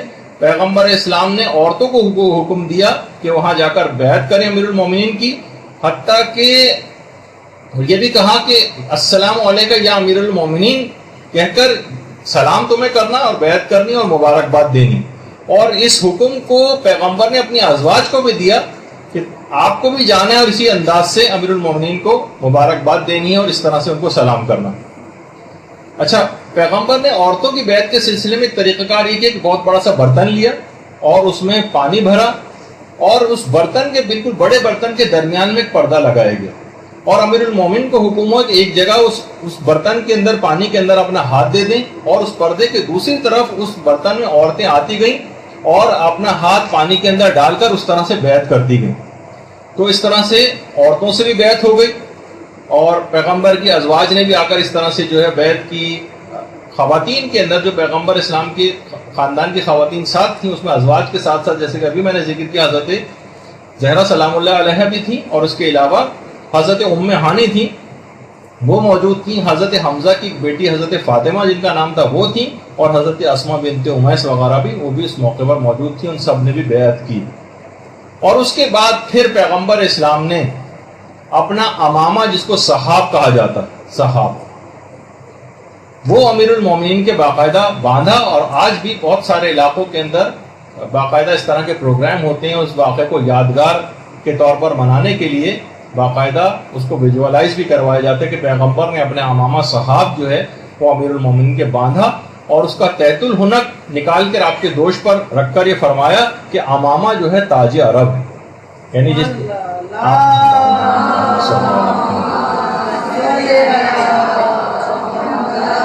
اور اس وقت پیغمبر اسلام نے امیر المومنین سے جملہ بھی کہا تھا کہ جب امیر المومنین فرماتے ہیں کہ خود پیغمبر اسلام نے یہ بات امامہ باندھتے وقت مجھ سے کہی تھی کہ یہ بدر و حنین میں اسی طرح کے امامہ باندھنے والے ملائکہ کے ذریعے پروردگار نے میری مدد کی تھی. اسی طرح کے امامہ باندھنے والے ملائکہ ہیں. اور اس دن کی یاد کے طور پر کیونکہ بہترین دن ہے پیغمبر اسلام نے اس طرح سے اپنا ایک جانشین اور جو علم میں کائنات میں سب سے افضل ترین تھا پیغمبر کے بعد اس کو اپنا جانشین مقرر کیا تھا. یہی وجہ ہے کہ اس دن کی یادگار کے طور پر امامہ کی جو باقاعدہ پہنانے کی ایک تقریب ایران کے اندر جو ہے مختلف مدارس میں منعقد ہوتی ہے جس میں علماء کرام مختلف طالب علموں کو جو پہلی دفعہ امامہ باندھ رہے ہوتے ہیں اپنی تعلیم کے کسی مرحلے میں کامیابی حاصل کرنے کے بعد ان کو باقاعدہ آیت اللہ حضرات اسی طرح سے امامہ پہناتے ہیں. جو آپ کے سامنے اس وقت الٹے ہاتھ پہ آیت اللہ ناصر مکارم شیرازی ہیں, دائیں ہاتھ پہ آیت اللہ صافی گل پائگانی ہیں اور نیچے جو ہے آیت اللہ تقی مصباح یزدی اور اسی طریقے سے آیت اللہ نوری حمدانی اور مختلف علماء اس طرح سے تقریبات جو ہے منعقد ہوتی ہیں. اچھا عید غدیر کے دن میدان غدیر میں باقاعدہ قصیدہ خوانی بھی ہوئی جو بھی تھوڑی دیر بعد آپ اس مدرسے کے اندر بھی ہوگی. اور تمام مومنین بھی اس کام کو انجام دیتے ہیں اور باقاعدہ پیغمبر اسلام کے ایک صحابی حسان ابن ثابت نے باقاعدہ اجازت آ کے طلب کی کہ میں اس موقع پر ایک قصیدہ کہنا چاہتا ہوں. پیغمبر اسلام نے حسان کو جو ہے وہ اجازت دے دی اور اس وقت حسان نے ایک قصیدہ اس جگہ پر پڑھا. پیغمبر اسلام نے اس طرح سے اجازت دی کہا کہ حسان اللہ کے نام اور اس کی برکت کے ساتھ پڑھو. حسان ایک بلند ترین جگہ کے اوپر چلے گئے. مجمع چاروں طرف حسان کے اکٹھا ہو گیا اور ایک جشن کا سا سما بن گیا. اس کے بعد وہاں پر ایک پورا قصیدہ جو ہے پڑھا گیا. پیغمبر اسلام نے اس قصیدے کو پسند فرمایا اور کہا کہ اے حسان, بڑا اہم جملہ تھا, اے حسان جب تک تم اپنی زبان سے ہمارا دفاع کرتے رہو گے تب تک روح القدس تمہاری تائید کرتا رہے گا. جب تک تم اپنی زبان سے ہمارا دفاع کرتے رہو. بڑا بلیغ جملہ پیغمبر نے ارشاد فرمایا تھا کہ جس کے آگے چل کر پتہ چلا کہ پیغمبر نے اس جملے کو کیوں ارشاد فرمایا تھا کہ وہ پیغمبر مستقبل کی باتیں بھی دیکھ رہے تھے جو بھی آگے چل کر آئیں. اچھا اب اس وقت جبرائیل انسانی شکل میں مجمع کے درمیان موجود تھے اور لوگوں کو منع کر رہے تھے کہ خبردار اپنے عہد و پیمان کو توڑنا دینا جو تم نے پیغمبر کے ساتھ کیا. اس وقت حضرت عمر نے رسول خدا کے پاس آئے اور کہا کہ یا رسول اللہ آپ اس مرد کی باتیں سن رہے ہیں, کیا کہہ رہا ہے؟ پیغمبر نے کہا کہ تمہیں پتہ ہے کہ یہ مرد کون ہے؟ انہوں نے کہا نہیں. کہا یہ روح الامین جبریل ہے اور دیکھو تم اپنے ایمان کی حفاظت کرنا, کہیں کوئی عہد شکنی نہ کر دینا. اگر تم نے ایسا کیا تو خدا اور اس کے رسول تم سے بیزار ہو جائیں گے. پیغمبر نے سختی کے ساتھ اس حکم کو ارشاد فرمایا. اور اس کے بعد تیسرے دن کا جب اختتام ہوا, جب 3 دن وہاں پر تمام رسومات ہو گئی ہیں میدان غدیر میں, تو ایک بڑا عجیب و غریب وہاں پر واقعہ ہوا. حارث بن نعمان فہری اپنے 12 ساتھیوں کے ساتھ پیغمبر کے پاس آیا اور کہا میں آپ سے 3 سوالات کرنا چاہتا ہوں. 3 سوالات. ایک تو یہ کہ من کنتو مولاہو کا اعلان اللہ کی طرف سے یا آپ نے اپنی ذاتی حیثیت میں دیا؟ دیکھیے ایک تو اس نظریے کا ابطال بھی یہاں سے ہو جاتا ہے کہ ذرا سا بھی اگر یہ لوگ اس بات کو درک کر لیتے اور قرآن کی آیت سے بھی واقف ہوتے، ما ينطق عن الهوى ان هو الا وحی یوحی، کہ رسول اپنی خواہش نفس سے کوئی بات نہیں کرتا، وہ تو جو کچھ کہتا ہے وحی الہی اور حکم خدا ہوا کرتا۔ تو وہی سوال آ کے اس نے کیا کہ آپ نے ذاتی حیثیت میں کیا یا خدا کی طرف سے؟ پیغمبر اسلام نے کہا میں اپنا کوئی حکم ذاتی حیثیت میں نہیں کرتا، جو کچھ ہوتا ہے میں اجازت کے بغیر خدا کی کوئی اعلان نہیں کرتا ہوں۔ حارث نے کہا کہ اے خدا، اب آسمان کی طرف دیکھا اس نے، اے خدا محمد نے جو کچھ بیان کیا ہے صلی اللہ علیہ وآلہ وسلم،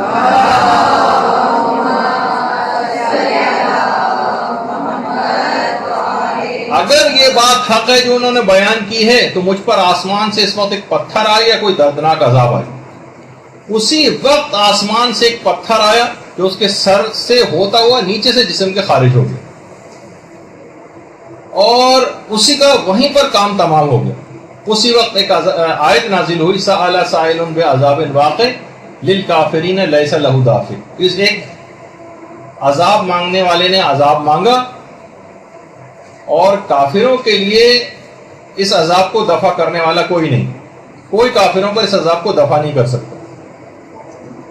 اچھا، جب ایک دفعہ میں نے اس آیت کی تفسیر ایک مشہور مسلمان مفسر کے ترجمہ قرآن کے اندر پڑھی تو یہاں اس کی تفسیر انہوں نے یہ لکھی ہوئی تھی، اس واقعے کا کہیں ذکر نہیں کیا تھا، بلکہ لکھا ہوا تھا ظاہر ہے جب انسان کوئی عذاب مانگے گا تو عذاب تو آئے گا ہی، نہیں مانگے گا تو نہیں آئے گا۔ یہ والی تفسیر لکھ کے بس اس سے اپنی جان چھڑا لی اور پورے واقعے کو نقل نہیں کیا۔ اور وہ من ماتا ولم یعرف والی جو حدیث ہے کہ جو اپنے زمانے کے امام کو نہ پہچانے وہ مر جائے گا تو کفر کی موت مرے گا یا جاہلیت کی موت مرے گا۔ تو ایک مشہور عالم دین نے اس کا جواب یوں لکھا تھا کہ ظاہر ہے اگر کسی زمانے میں کوئی امام ہوگا تو پہچانا جائے گا، نہیں ہوگا تو نہیں پہچانا جائے گا، فقط واللہ عالم، بس یہ لکھا۔ بہت مشہور عالم دین کی بات بتا رہا ہوں مسلمانوں کے۔ تو بہرحال اس قسم کی باتیں جب کوئی نہیں ہوتی، دلائل وغیرہ نہیں ہوتے، تو پھر انسان اس طرح کی باتوں کا سہارا لیتا۔ اچھا، اب یہاں تک کہ جب یہ سورہ معارج کی آیات نازل ہو گئی اور یہاں پہ کافر کا لفظ بھی آ گیا، اس کا معنی یہ ہوئے کہ اگر کسی نے اعلان، یعنی کوئی عام حکم نہیں تھا، یہ اتنا خطرناک حکم تھا کہ فوراً، یعنی اس کا نتیجہ اتنا خطرناک تھا کہ فوراً عذاب آیا، اور کافر کے لفظ سے یہ اشارہ بھی کر دیا گیا کہ جو اس حکم کو نہیں مانے گا اس کا انجام کافروں والا ہی ہوگا۔ پیغمبر اسلام نے کہا سب لوگوں سے مخاطب کر کے اس واقعے کے بعد، تم سب لوگوں نے دیکھ لیا اور سن لیا ہے؟ سب نے اقرار کیا، ہاں پیغمبر ہم نے سن لیا اور دیکھ لیا۔ تو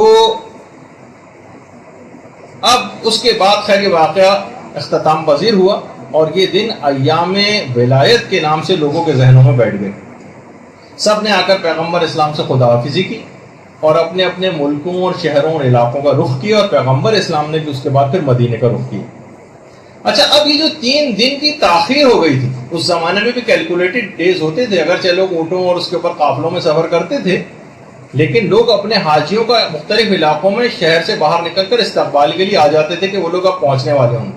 1 دن گزر گیا، 2 دن گزر گئے، 3 دن گزر گئے۔ آپ سوچیں کہ کسی ہمارے حاجی کی فلائٹ وہاں سے چل پڑی ہو اور یہاں پر پہنچ نہ رہی ہو اور 3 دن تک کوئی اطلاع نہیں آئے، کوئی اس زمانے میں تو اس طرح کے کمیونیکیشن کے ذرائع نہیں تھے، لوگوں نفسیاتی طور پر اتنے زیادہ لوگ جو ہے وہ ہو چکے تھے، ایک لحاظ سے پریشان بھی تھے کہ جب کوئی سوچے کہ 3 دن بعد کوئی فلائٹ پہنچے تو سب سے پہلے لوگ سے ہی سوال کریں گے نا بھائی کیا ہوا تھا ان 3 دنوں میں، اتنے تاخیر کا سبب کیا ہوا؟ لوگوں نے پوری تفصیل کے ساتھ وہ واقعہ سنایا کہ تاخیر کا سبب یہ ہوا، پورا پھر واقعہ غدیر کو لوگوں نے تفصیل کے ساتھ بیان کر دیا، اور اس طرح سے تمام علاقوں، تمام قبیلوں، تمام ملکوں اور تمام شہروں میں یہ اعلان غدیر ہر جگہ پہنچ گیا۔ البتہ یہ واقعہ اتنا سادہ سا نہیں رہا، اور اتنا سادہ نہیں تھا کہ منافقین اور شیاطین اس کو آرام کے ساتھ ہضم کر لیتے۔ غدیر کے دن تمام شیاطین اور منافقین میں ایک صف ماتم بچھ گیا، منافقین کے اوپر غموں کے پہاڑ ٹوٹ پڑے اور سب کی امیدوں کے اوپر پانی پھر گیا، اور ابلیس، شیاطین اور منافقین جو تھے وہ سمجھ گئے کہ اگر اس رسول کے اس حکم پر عمل ہو گیا تو مسلمانوں کو گمراہ کرنے کا سارا رستہ ہی بند ہو جائے گا. وہ سب یہ اعلان یہ سن کر سخت غمزدہ ہو گئے اور بلند آواز سے تمام شیاطین جو ہیں فریادیں کرنے لگے. اور یہ اعلان سن کر اس اعلان کو سن کر ابلیس نے ایک زوردار چیخ ماری. ابلیس زوردار چیخ. ابلیس کی چیخیں میدان غدیر کے اندر کئی چیخوں کا تذکرہ ہوا روایات کے اندر. ہمارے پانچویں امام محمد باقر علیہ الصلوۃ والسلام فرماتے ہیں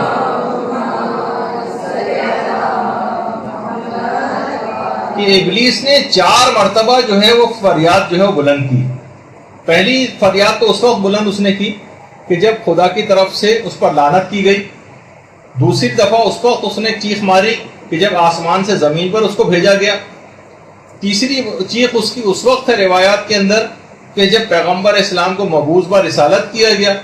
اور چوتھی اس غدیر خم کے اس اعلان سننے کے بعد شیطان نے ایک زوردار چیخ ماری جب مولا کو جانشین بنایا گیا. اور ایک روایت میں ایک اور مقام بھی کہ جب سورہ الحمد نازل ہوا اس وقت بھی شیطان کی ایک چیخ کا تذکرہ.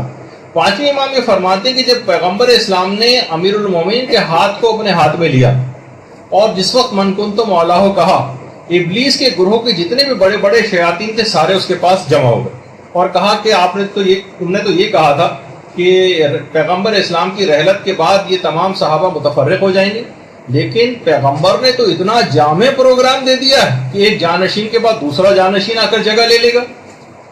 ابلیس نے کہا جاؤ جاؤ، ان میں سے اکثر نے مجھ سے وعدہ کر لیا ہے کہ رسول کی کسی بات کا اقرار نہیں کریں گے اور مجھ سے کیے گئے وعدے سے پیچھے نہیں ہٹیں گے.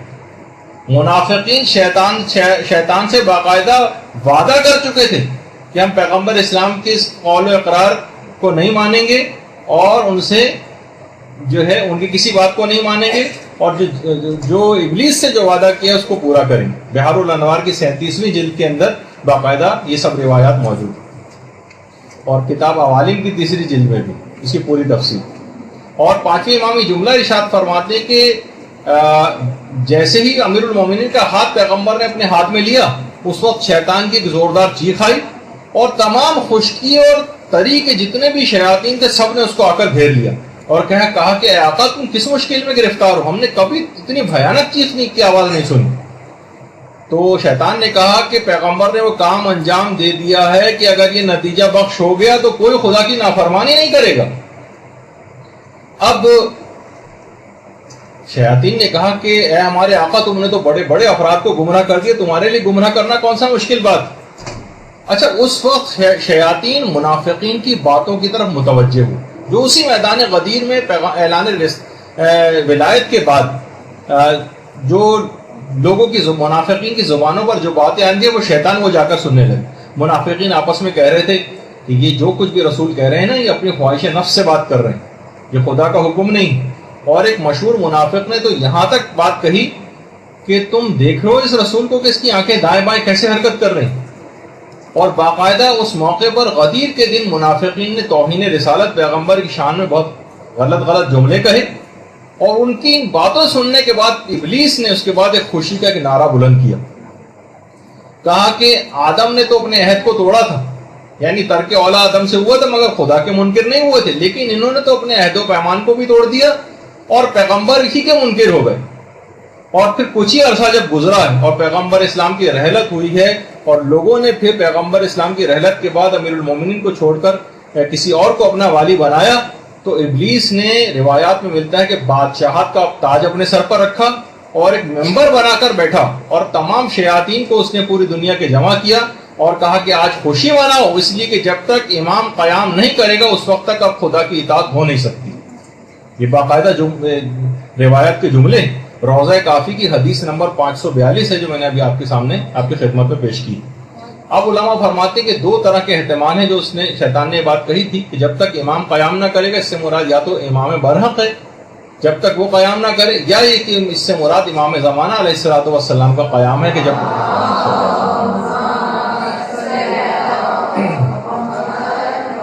جب تک وہ قیام نہ کرے جب تک کہ خدا کی اب اطاعت ہو نہیں سکے گی.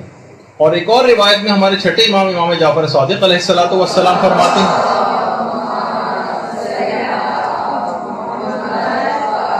جس میں ہمارے لیے بھی خطرے کی گھنٹی. وہ کیا ہے؟ شیطان کی 3 چیخوں کا تذکرہ غدیر کے دن. ایک تو جب پیغمبر اسلام نے اعلان ولایت کیا تو شیطان کی ایک چیخ کی آواز آئی, سب جمع ہو گئے. لوگوں نے جو اس کے شیاطین تھے آ کر پوچھا کہ آپ نے کیوں ایسی چیخ ماری؟ کہنے لگا وائے ہو تم پر, آج کا دن تو عیسیٰ کے دن کی مانی. یعنی حضرت عیسیٰ نے جب شمعون کو اپنا جو ہے جانشین مقرر کیا تھا. پھر اس کے بعد پھر شیطان نے ایک زوردار چیخ ماری, شیاطین پھر جمع ہو گئے. کہا کہ اب کیا بات ہو گئی؟ کہا آج خدا نے میرے قول کے لیے ایک آیت کو نازل کر دیا جو سورہ سبا کی آیت ہے, وَلَقَدْ صَدَّقَ عَلَيْهِمْ إِبْلِيسُ ظَنَّهُ فَاتَّبَعُوهُ إِلَّا فَرِيقًا مِنَ الْمُؤْمِنِينَ, کہ آج ان پر ابلیس نے اپنے گمان کو سچ کر دکھایا اور مومنین کے گروہ کے علاوہ سب لوگوں نے ابلیس کی تابعداری کی. اس کے بعد ابلیس نے آسمان کی طرف دیکھا اور کہا کہ خدا کی عزت و جلال کی قسم, میں ہدایت یافتہ جو گروہ ہے اس کو گمراہوں کے گروہ کے ساتھ ملا دوں, یعنی میں ان کے اصحاب کو بھی رسول اور ائمہ جو امیر المومنین کے اصحاب ہیں ان کو گمراہ کر دوں. اچھا, پیغمبر اسلام جو اس وقت شیطان کے تمام پروگرام سے واقف تھے, فوراً پیغمبر اسلام نے ایک اور آیت کی تلاوت کی کہ اِنَّ عِبَادِي لَيْسَ لَكَ عَلَيْهِمْ سُلْطَان, کہ میرے بندوں پر تیرا کوئی اختیار نہیں چلے. شیطان نے پھر ایک زوردار چیخ ماری, گروہ پھر جمع ہو گیا اور کہا کہ خدا کی قسم میں علی کے اصحاب پر تو تسلط نہیں رکھتا ہوں, لیکن میں بھی خدا کی عزت و جلال کی قسم کھاتا ہوں کہ میں گناہوں کو علی کے شیعوں کے سامنے اچھا بنا کر پیش کروں گا, تاکہ میں ان کا ارتکاب کروا کر تیری بارگاہ میں علی کے شیعوں کو مبغوض کر سکوں, ان کو عذاب دلوا سکوں. بہار الانوار کی جلد نمبر 37. یہ اب یہ سوچ لیجیے کہ گناہوں کا ارتکاب شیطان کے مشن کو کامیاب کر دے گا. اس نے کہا تھا کہ ٹھیک ہے میں علی کے مخلص اصحاب کے اوپر تو تسلط نہیں رکھتا ہوں, لیکن میں گناہوں کو اچھا بنا کر علی کے شیعوں کے سامنے ضرور پیش کروں گا اور ان سے ارتکاب کرواؤں. تو اب آپ کو فوراً کبھی کوئی ایسا موقع آ جائے زندگی کے اندر تو شیطان کی اس بات کو, اب اگر ہم نے اس کام کو کیا تو گویا شیطان کے اس مقصد کو ہم پورا کر دیں گے اور میدان غدیر کے اندر جو واقعہ پیش آیا تھا اس کے نتیجے کے برخلاف عمل کریں گے. تو بہرحال اچھا, اب بہار الانوار کی 37ویں جلد کے اندر ہے پورا واقعہ. اچھا, غدیر کے دن شیطان ایک خوبصورت بوڑھے کی شکل میں رسول خدا کے پاس آئے اور پیغمبر کے پاس آ کر شیطان نے ایک طنز کیا اور کہا کہ اے محمد صلی اللہ علیہ وآلہ وسلم,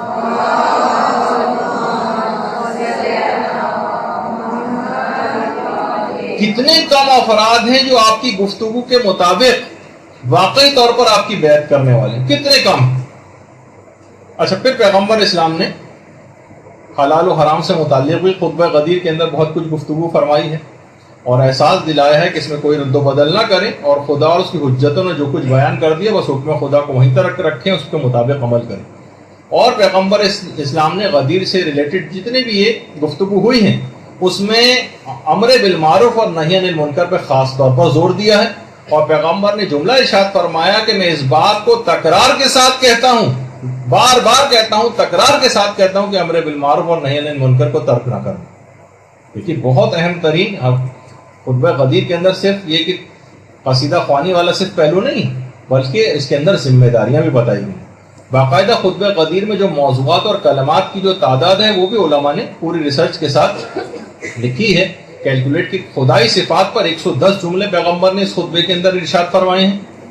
اس کے علاوہ ولایت امیر المومنین علیہ السلام پر 50 جملے ارشاد فرمائے ہیں اور امام ولایت ائمہ علیہ السلام پر 10 جملے ارشاد فرمائے ہیں. اس کے علاوہ امام زمانہ کی حکومت کے متعلق 20 جملے ارشاد فرمائے ہیں. حلال و حرام کے متعلق بھی 20 جملے ارشاد فرمائے ہیں. کلمہ ائمہ یعنی ائمہ کا جو کلمہ ہے یہ تقریباً 10 جملے اس متعلق ارشاد فرمائے ہیں. مہدی جو امام زمانہ کا لقب ہے 4 جملے اس متعلق ارشاد فرمائے ہیں. اس کے علاوہ فضائل امیر المومنین پر 20 جملے ہیں. اسی طرح سے 50 سے زائد آیات قرآنی جو شاہد اور تفسیر کے طور پر اور تشریح کے طور پر پیغمبر اسلام نے جو اس خطبے کے اندر وہ 50 سے زائد ایسی آیتیں جو پیش کی ہیں، اور خود غدیر خم کے اس پس منظر میں واقع غدیر کے تقریباً 10 آیات قرآنی تو 10 سے زائد آیت قرآنی تو نازل ہوئی. ایک آدھ آیت صرف سے صرف لوگ واقف ہیں، لیکن 10 سے زائد آیتیں کم سے کم غدیر خم کے پس منظر میں نازل ہوئی. اچھا، اب ایک سوال یہ ہے، تھوڑی سی بات اس متعلق بھی ہو جائے، بس تھوڑی سی دیر رہ گئی ہے، اور ظاہر ہے کہ آپ اتنے ایسے ایسے پروگرام دیکھ لیتی ہیں جو 2 گھنٹے کے ہوتے ہیں، تو اگر ہمارے آقا و مولا کے لیے کہ 2 گھنٹے کا اس طرح کا پروگرام مستقل آپ کو اٹینڈ کرنا پڑ جائے تو میرا خیال ہے اتنا پریشان نہیں ہونا ہے.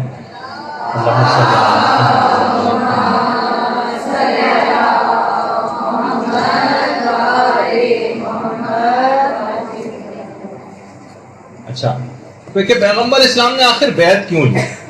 کیا ضرورت تھی الگ سے بیعت لینے کی؟ دیکھیے پیغمبر نے اس سے پہلے بھی تو کتنے سارے احکامات دیے، بس احکام آتے تھے، نص رسول ہوتی تھی، لوگ ویسے ہی مانتے تھے. لیکن پیغمبر جانتے تھے کہ اس بیعت کو آنے والے دنوں میں ثقیفہ کی بیعت کے مقابلے میں آ کر اس کو باطل کرنا، تاکہ جب لوگ بیعت توڑ کر کسی نئی بیعت کو اختیار کریں تو ان کا وہیں پر ابطال ہو جائے کہ یہ وہی شخص ہے جو کچھ ایام پہلے حکم خدا اور رسول پر امیر المومن کی بیعت کر چکا ہے اور اب یہ بیعت شکنی کرنے جا رہا. دیکھیے دیگر بیعتیں بھی جو ہوئی ہیں وہ الگ نوعیت کی تھیں، اس میں فقط چند افراد تھے جو یہ آپس میں ایک دوسرے کا انتخاب کر رہے تھے یا اپنی بنائی ہوئی شورا کے ذریعے انتخاب ہو رہا تھا. لیکن اس بیعت میں اور دیگر بیعتوں کے اندر زمین و آسمان کا فرق ہے. اب ایک سوال ہے، بس ویسے تو اتنا بڑا موضوع تھا غدیر کا، لیکن ایک سوال کہ اتنے دماغوں میں آتا ہے 1,20,000 صحابہ کا مجمع، اتنے واضح اعلان کے بعد لوگوں نے بیعت شکنی کیوں کی؟ بہت اہم سوال. دیکھیے کیسے ممکن ہے، لوگ اکثر معترضین یہ سوال کرتے ہیں کہ 1,20,000 صحابہ کا مجمع ہو، اتنی بڑی تعداد میں لوگوں نے حدیث غدیر سنی ہو اور ثقیفہ میں کوئی اعتراض نہ کرے، یہ کیسے ممکن ہے؟ تو دیکھیے پہلی بات تو یہ ہے کہ لوگوں نے جو کچھ بھی عمل کیا وہ ایک الگ طرف ایک بات رہی جس کا بھی جواب آ جائے گا، لیکن یہ بات ایک طے شدہ ایک کنفرم واقعہ ہے جس کا آج تک کبھی کسی نے کوئی انکار نہیں کیا. تمام تفاسیر میں، تمام علم کلام کی کتابوں میں، تمام ادبیات میں، تمام تاریخ میں، احادیث کے تمام شیعہ و سنی ذخیروں میں اس واقعے کی تفصیلات سے یہ تمام کتابیں بھری پڑی. خود امام نسائی انہوں نے 250 واسطوں کے ساتھ اس واقعہ غدیر کو نقل کیا. تو اس کے واقع ہونے میں تو کوئی شک و شبہ نہیں. ہاں وہ سوال البتہ اپنی جگہ رہتا ہے کہ لوگوں نے پھر خاموشی کیوں اختیار کی. تو پہلی بات تو یہ کہ پیغمبر اسلام کے جتنے بھی مخلص اصحاب تھے سب لوگوں نے خاموشی اختیار نہیں کی تھی، بلکہ بعض افراد تو باقاعدہ بولے تھے، انہوں نے اعتراض کیا تھا. حضرت سلمان نے، حضرت مقداد نے، طلحہ نے اور زبیر نے بھی، اور باقاعدہ حضرت زبیر نے تو ثقیفہ کے سرداروں پر تلوار تک کھینچ لی تھی. یعنی ایسا نہیں تھا کہ سب لوگ مان گئے. اچھا بعض افراد جو نہیں مانے تھے، کچھ ایسی ان کے خیال میں کچھ مصلحتیں تھیں یا وہ خون خرابے سے گریز کرنا چاہتے تھے. کچھ لوگ اس وجہ سے بعد میں اس چکر میں نہیں پڑے اور اپنے آپ کو ایک لحاظ سے غیر جانبدار انہوں نے کر لیا. بعض افراد جو تھے وہ بعض دھمکیوں کی وجہ سے خوف زدہ تھے، اس وجہ سے خاموش ہو گئے. ہر آدمی دھمکی کو جو ہے وہ برداشت نہیں کر سکتا. کچھ افراد کو کچھ فائدے مستقبل میں ملنے والے تھے اور امیر المومنین کی شخصیت اور کردار سے واقف تھے کہ یہ تو کوئی سا بھی فائدہ ہمیں ملے گا نہیں، ان کی عدالت سے ہم واقف ہیں، ہمیں تو کچھ ملنے ملانے والا ہے نہیں ان کے بعد. تو جہاں کہیں ان کو زیادہ بہتر صورتحال نظر آ رہی تھی اس کی طرف جا رہے تھے.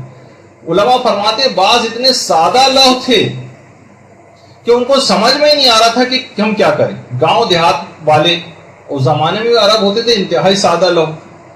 یعنی ابھی بھی آپ دیکھیں گاؤں دیہات میں جب الیکشن ہوتے ہیں تو ان کو یہ بھی نہیں پتا ہوتا، اس کا امیدوار کا نام بھی نہیں پتا ہوتا کس کو ووٹ دینے جا رہے ہیں. آج کل کے دور میں جو اتنا زمانہ ترقی کر چکا ہے اور وہ کہتے ہیں کہ جناب اچھا وہ فلاں نشان کے اوپر اور اونٹ گاڑی پر اور فلاں پھل کے اوپر اور سیب پر اور میز پر اور قلم پر کسی کو جا کر نشان دے کے وہاں اسٹیمپ لگا دیں. تو اسی طرح سے اس زمانے میں بھی اتنے سادہ لوگ ہوتے تھے. اچھا بعض ایسے تھے کہ جو باقاعدہ انکاری تھے اور امیر المومنین سے باقاعدہ کینہ اور دشمنی رکھتے تھے. کتنے ہی کافر اور مشرک رشتہ داروں کو ان کے مختلف جنگوں میں امیر المومنین قتل کر چکے تھے. عربوں کا کینہ تو بہت مشہور ہے نا، تو یہ والی بہت تھی ان کے اندر دشمنی، اس وجہ سے بھی انکار کیا. بعض اتنے زیادہ نادان اور جاہل تھے، حیرانگی ہوگی آپ کو سن کر، لیکن علماء نے لکھا ہے حوالوں کے ساتھ کہ وہ سمجھتے تھے کہ حضرت ابو بکر یا حضرت علی جن کی ہم بیعت کر رہے ہیں یہ علی ہیں. اور باقاعدہ ابو جعفر الاسقافی جن کی کتاب المعیار والموازنہ، اس کے اندر انہوں نے باقاعدہ اس بات کو لکھا ہے کہ اس زمانے کے لوگوں کی جہل و نادانی کا ثبوت اس سے آپ اندازہ لگائیے کہ وہ اس طرح سے ان اصحاب کو پہچانتے تھے اور یہ نام لے کر مخاطب کرتے تھے: علی ابن خطاب، عمر ابن ابی قحافہ، عثمان ابن ابی طالب اور ابو بکر ابن عفان. ان سب کے نام اور بلدیتیں بدل کے ان کو یہ نہیں پتا تھا کہ ہم کس سے مخاطب. تو اس زمانے کی ایک یہ بھی وجہ تھی کہ ایسے افراد، اور باقاعدہ بیعت لینے کے لیے بعد میں عربوں کے گروہ کو ایک خطیر رقم جو ہے وہ دے کے بھیجا گیا تھا، جو کہ لالچ میں بہت سارے افراد نئی بیعت کو قبول کر لیں، اور کہا تھا کہ جو پیسے سے قبول کر لے وہ پیسہ لے، اور جو پیسے کو قبول نہ کرے تو پھر جو ہے اس کے لیے ڈنڈے کو تیار رکھیں، اس کی مال وغیرہ لگائیں. شیخ مفید نے کتاب جمل میں اور شرح اصول کافی میں محمد صالح مازندرانی نے باقاعدہ اس بات کو بیان کیا. اور کچھ لوگ اسلام میں ظاہر ہے کہ مفادات کی پاسداری کے لیے بھی داخل ہوئے تھے، سازشوں کے تحت مال غنیمت کے لالچ میں. بہت سے آپ کو پڑھتی ہیں آپ کتابوں میں کہ پورے قبیلے مسلمان ہو جاتے تھے. تو حیرانگی ہوتی ہے کہ پورا قبیلہ کیسے مسلمان؟ بھائی کچھ لوگ متاثر ہو کہ بہت سے لوگ متاثر نہیں، پورا قبیلہ کیسے؟ تو پورے قبیلے میں مسلمان ہو جاتے تھے لیکن دل سے قائل نہیں ہوتے تھے، کیونکہ قبیلے کو چھوڑنے کے معنی یہ ہوتے تھے کہ جیسے کوئی بھیڑ جو ہے وہ بھیڑیوں کے غلے میں اس کو چھوڑ دیا جائے. یعنی اگر کوئی شخص قبیلے سے ہٹ جائے اگر تو اس کو اکیلا پا کر لوگ اس کے مال و اسباب لوٹتے تھے اور اسے قتل کر دیتے. قبیلے کے ساتھ رہنا ضروری ہوا. پورے نے زیادہ تر لوگوں نے یا سردار نے قبول کر لیا تو پورے کا پورا قبیلہ بھی مسلمان ہو گیا لیکن دل سے مسلمان نہیں تھے. تو اس طرح کے بھی بہت سارے افراد ایسے تھے کہ جو اس طرح کے تھے کہ جو کہ بعد میں انکاری ہو گئے، اور بعض عہدوں کے لالچ میں تھے. کچھ تو آپ کو پتا کہ فتح مکہ کے بعد اسلام کے کتنے وہ افراد کی جنہوں نے اسلام کے خلاف تلوار چلائی تھی، اچانک سے وہ مسلمان ہو گئے، ابو سفیان وغیرہ کی طرح سے، اور کتنے اس قسم کے افراد بھی موجود تھے. تو بہرحال اسلامی معاشرے کی ایک بہت بڑی مصیبت جسے کہا جائے، مشکل، ایک نفاق اور منافقین کی صورت میں وہ اس وقت اس زمانے میں موجود تھی. اور علماء نے جو باقاعدہ جنہوں نے قرآن پر کام کیا انہوں نے ایک بات کو لکھا ہے کہ اگر قرآنی آیات کی ہم ترتیب کا جائزہ لیں تو منافقین کے بارے میں اکثر آیات پیغمبر اسلام کے حیات ظاہری کے آخری زمانے کی، آخری زمانے میں ساری منافقین کے متعلق آیات ہیں. یہی وجہ ہے کہ آخری پیغمبر اسلام کے اس حج کے واقعے کے بعد منافقین نے آپس میں باقاعدہ ایک ایگریمنٹ کیا، سائن کیا تھا کہ، اور اسلام کے خلاف ایک دقیق اور پیچیدہ سازش بھی تیار کی تھی، جو کہ ابھی آج تو ہمارا اس کا موضوع جو ہے وہ نہیں ہوگا. اچھا، اب یہ جو ہوا تھا یہ تمام چیزیں انکار ولایت جن افراد نے کی تھی ان کے بھیانک نتائج بھی سامنے آنے لگے. کہ جب باقاعدہ امیر المومنین نے اصحاب کی جماعت سے کہا تھا کس کس نے یہ حدیث سنی ہے وہ کھڑا ہو جائے، تو کچھ گروہ کھڑا ہو گیا تھا جس نے گواہی دی تھی اور بعض نے گواہی نہیں دی تھی، اور اس کے نتیجے میں لا علاج بیماریوں کے اندر جو ہے وہ لوگ مبتلا ہو گئے. ایک دفعہ کسی عالم سے کسی نے پوچھا تھا، کچھ لوگوں نے اس کو فیس بک وغیرہ پہ ساتویں امام کے نام سے منسوب کر کے بھی ڈالا ہوا ہے، لیکن وہ پتہ نہیں کہ ساتویں امام نے کہا بھی تھا یا نہیں، کہ پیغمبر اسلام نے کیوں کہا تھا کہ کلنا محمد، سب ائمہ کے لیے 14 کے 14 کے لیے یہ بات کیوں نہیں کہہ دی تھی کہ سب کے سب علی. تو ان عالم نے یہ بات کہی کہ لوگوں سے غدیر کا ایک علی تو برداشت نہیں ہو تو 14 علی کس طرح سے برداشت ہو جاتی. تو بہرحال لوگوں نے اس طرح سے بعد میں باقاعدہ انکار کیا کہ انس ابن مالک جو ایک صحابی تھے، باقاعدہ وہ خود اپنا منہ کو چھپا کے پھرتے تھے، ایسے بیماری چہرے کے اوپر ہو گئی تھی کہ ہر وقت چہرے کے اوپر کپڑا ڈال کے رکھتے تھے.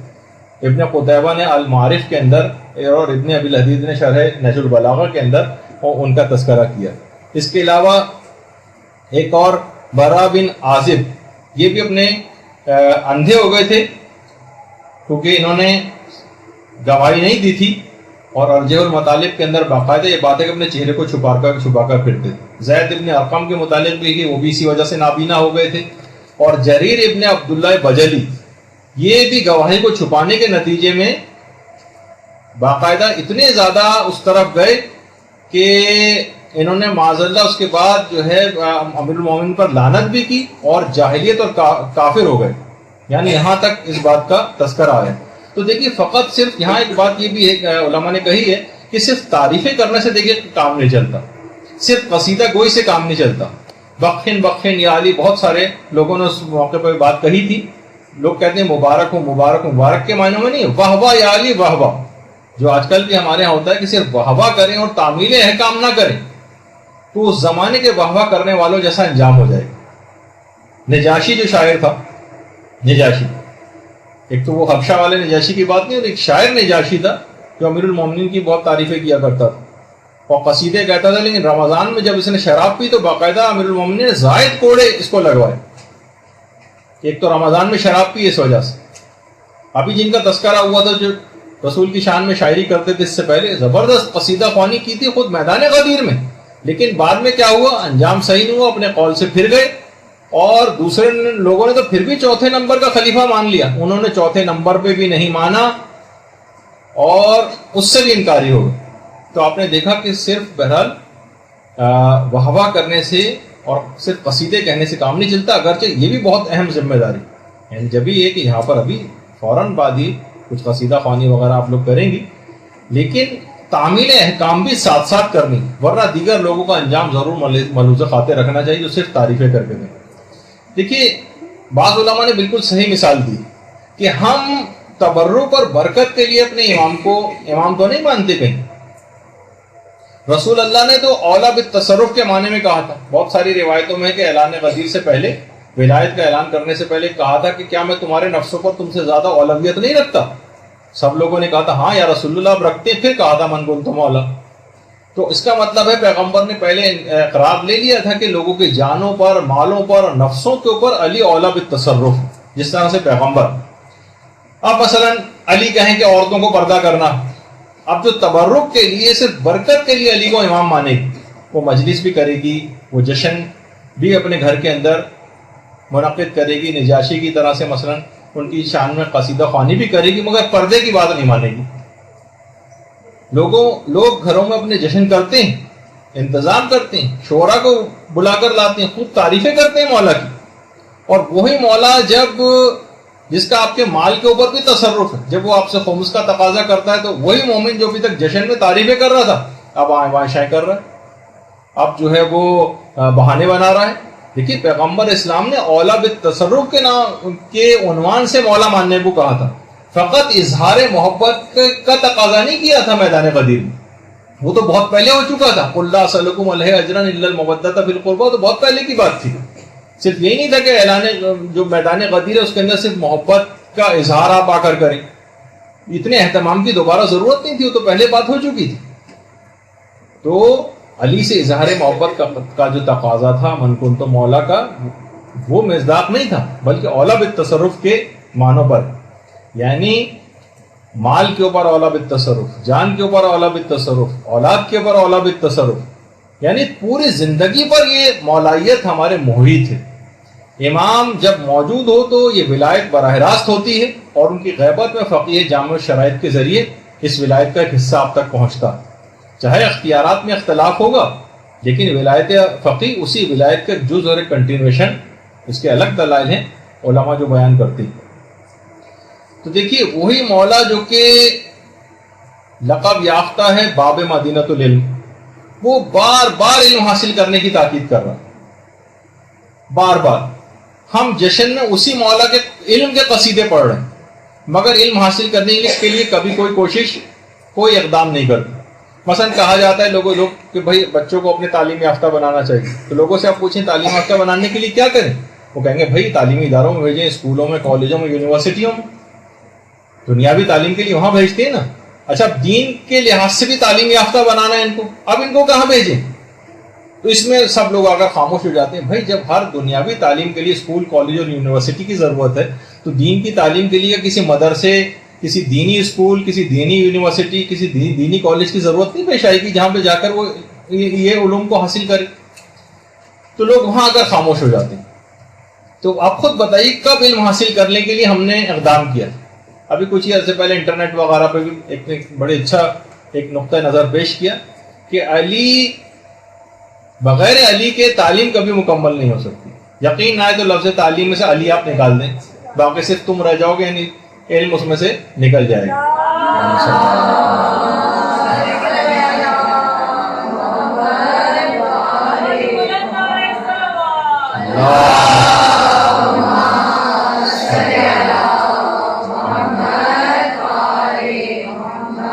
تو دینی تعلیم کے لیے مدارس میں بھیجنا پڑے گا، تب یہ لوگ جا کر دین کا علم کچھ ان کے پاس آئے گا، جس کا ٹرینڈ ہمارے یہاں بالکل نہیں ہے.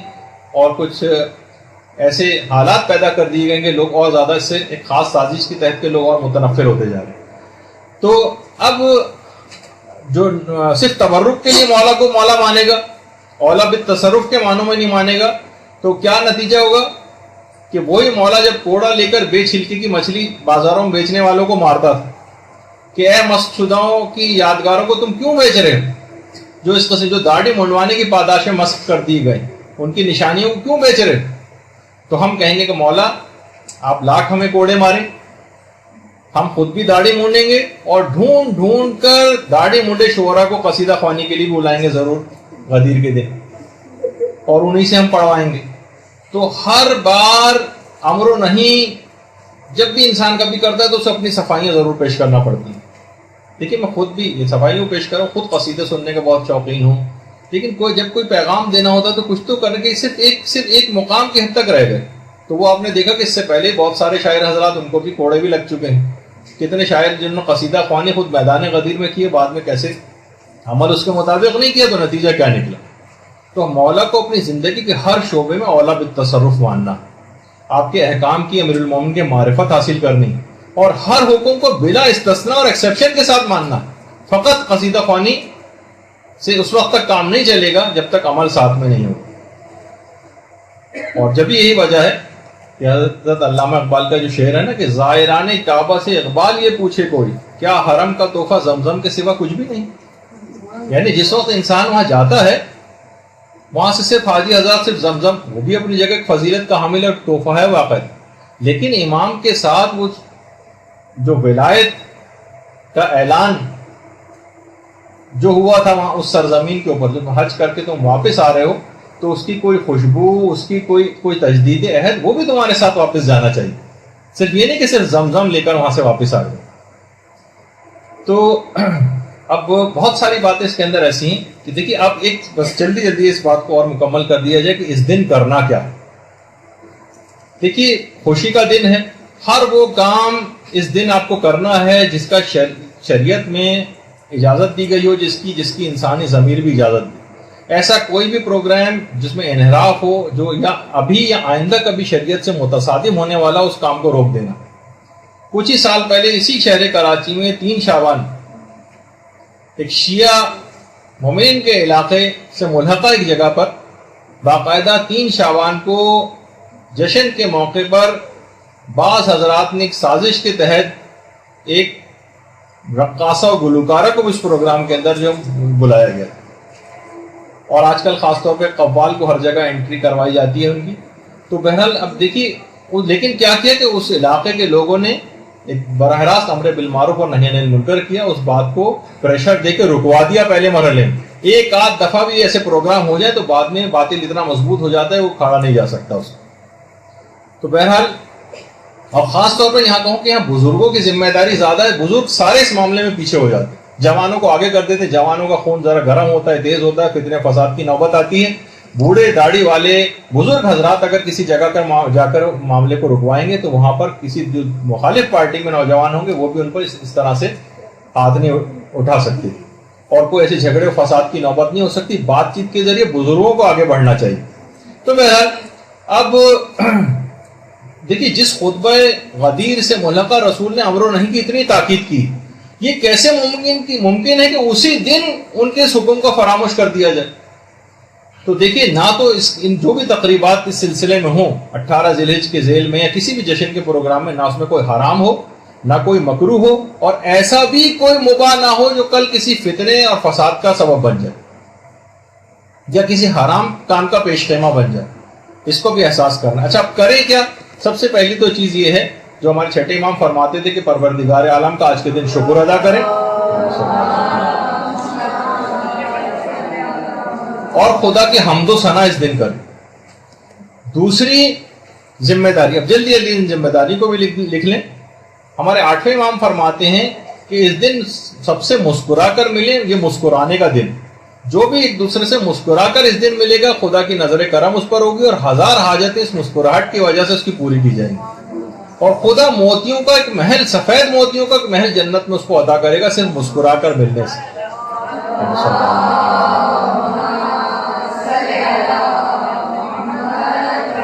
اچھا, اس دن کو عید کے دن کے طور پر بھی منانے کی بڑی تاکید آئی. ہمارے 8ویں امام یہ بات ارشاد فرماتے ہیں کہ جو بھی اس دن کو عید کے طور پر منائے گا اس کے مال میں برکت زیادہ خوب ہو جائے گی. اور اس کے علاوہ بچوں کو عیدی اور تحفے تحائف وغیرہ وہ بھی تقسیم کریں. ہمارے 8ویں امام کی سیرت تھی کہ وہ تحائف بہت تقسیم کرتے تھے آج کے روز. اور غدیر کے دن جمع ہو کر جشن منائیں. اس کا جیسے کہ ہم لوگ بھی اس موقع پر یہاں جمع ہیں, خود امیر المومنین نے جو بات اس سلسلے میں ارشاد فرمائی ہے کہ اس دن ایک دوسرے کے پاس جمع ہو تاکہ خدا تم سب کے امور کو آسان فرما دے, یعنی تمہارے سارے بگڑے کام بن جائیں گے اگر تم ایک دن جمع ہو کر اس جشن کو مناؤ. اور اس کے بعد اگلی جو ذمہ داری ہے وہ یہ ہے کہ مومنین اس دن ایک دوسرے سے عید کی طرح سے ملاقات کے لیے جائیں, جیسے عید وغیرہ میں آپ لوگ جاتے ہیں. ہمارے 8ویں امام یہ جملہ بھی ارشاد فرماتے ہیں کہ ایک دوسرے سے بلکہ وہ ملنے کی بہت تاکید کرتے تھے اور فرماتے تھے کہ قبر میں اس کے 70 نور داخل کیے جائیں گے. جو بھی اس دن ایک دوسرے سے ملنے کے لیے جائے گا اس کی قبر بہت زیادہ وسیع ہو جائے گی ایک دوسرے سے ملنے کی وجہ سے, اور روزانہ 70,000 ملائکہ اس کی قبر کے لیے زیارت کے لیے آئیں گے اور اس کو مسلسل جنت کی بشارتیں دیں گے.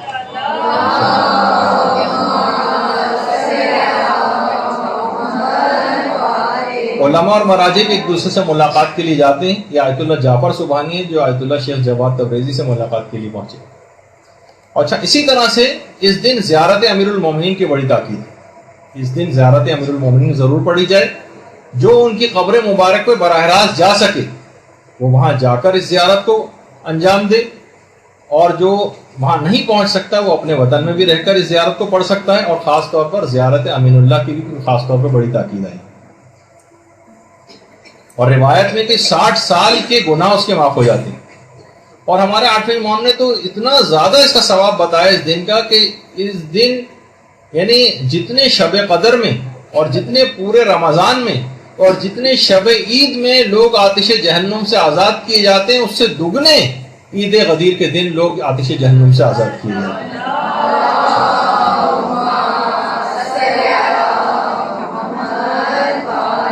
اور ایک 2 رکعت کی نماز جو کہ ہم نے اس پہ اپنے فیس بک کے اکاؤنٹ میں بھی جو ہے لگائی تھی, وہ اس دن کے نزدیک آدھے گھنٹہ پہلے اس کا ٹائم ہے تقریباً زور سے, لیکن جو اس وقت نہیں پڑھ سکے وہ اب بھی پڑھ سکتے ہیں اس کو, اور جو اب نہ پڑھ سکیں وہ اگلے دن یا بہرحال کسی نہ کسی عنوان سے اس نماز کو پڑھ ہی لیں. کہ اگر اس طریقے سے جو اس کے اندر لکھا ہوا ہے کہ 2 رکعت کی نماز اگر کوئی پڑھ لے گا تو 6 امام میں جملہ ارشاد فرماتے ہیں کہ اسے 1 لاکھ حج اور 1 لاکھ عمرے کا ثواب دیا جائے. 1 لاکھ حج اور 1 لاکھ عمرہ. اب اتنا وقت نہیں ہے, اس کے اندر آپ فیس بک پہ جا کے اس کا طریقہ دیکھ سکتی ہیں, وقت بہت ختم ہوتا جا رہا ہے. اور اسی طریقے سے آج کے دن کے روزے کا بڑا ثواب ہے, اور بہت سی روایت میں 60 مہینوں کے روزے یا 60 سال کے روزوں سے افضل قرار دیا گیا ہے. بہت سی روایت میں 100 مقبول حج اور 100 مقبول عمروں کا ثواب. اور ایک روایت جو ابھی آپ کے سامنے 6 امام کی, اس میں عید غدیر کا روزہ دنیا کی عمر کی مقدار کے روزے کے برابر, یعنی اگر انسان دنیا کی عمر کے برابر زندہ رہے اور تمام دن روزہ رکھے تو غدیر کے دن روزہ رکھنے کا ثواب اس شخص کو اتنا ہی دیا جائے گا. تو بہرحال روزے کے حوالے سے ہے. اچھا, پھر اس دن خوشبو لگانے کی بڑی تاکید آئی ہے. اس دن جو ہے آپ لوگوں کو افطاری کروائیں, اور ابھی کچھ آپ کو تبرک بھی ملے گا انشاءاللہ اس کے بعد. تو جو مستحب روزے سے ہیں خواتین, آپ چاہیں تو ایک دوسرے کو افطاری اس طرح سے بھی کروا سکتی ہیں, وہ تبرک کھلوا کر وہ ثواب مل جائے گا. اور اہل بیت کے دشمنوں پہ آج کے دن لعنت کریں.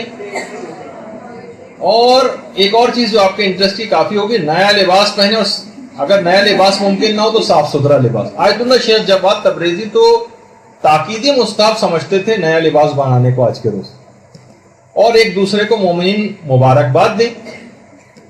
اور یہ کہہ کر مبارکباد نہیں، کچھ تو مفاتی کے اندر بھی طریقے ہیں، لیکن الحمدللہ الذی جعلنا من المتمسکین بولایت امیر المومنین والائمۃ علیہم السلام، یہ کہہ کر ایک دوسرے کو مبارکباد دیں۔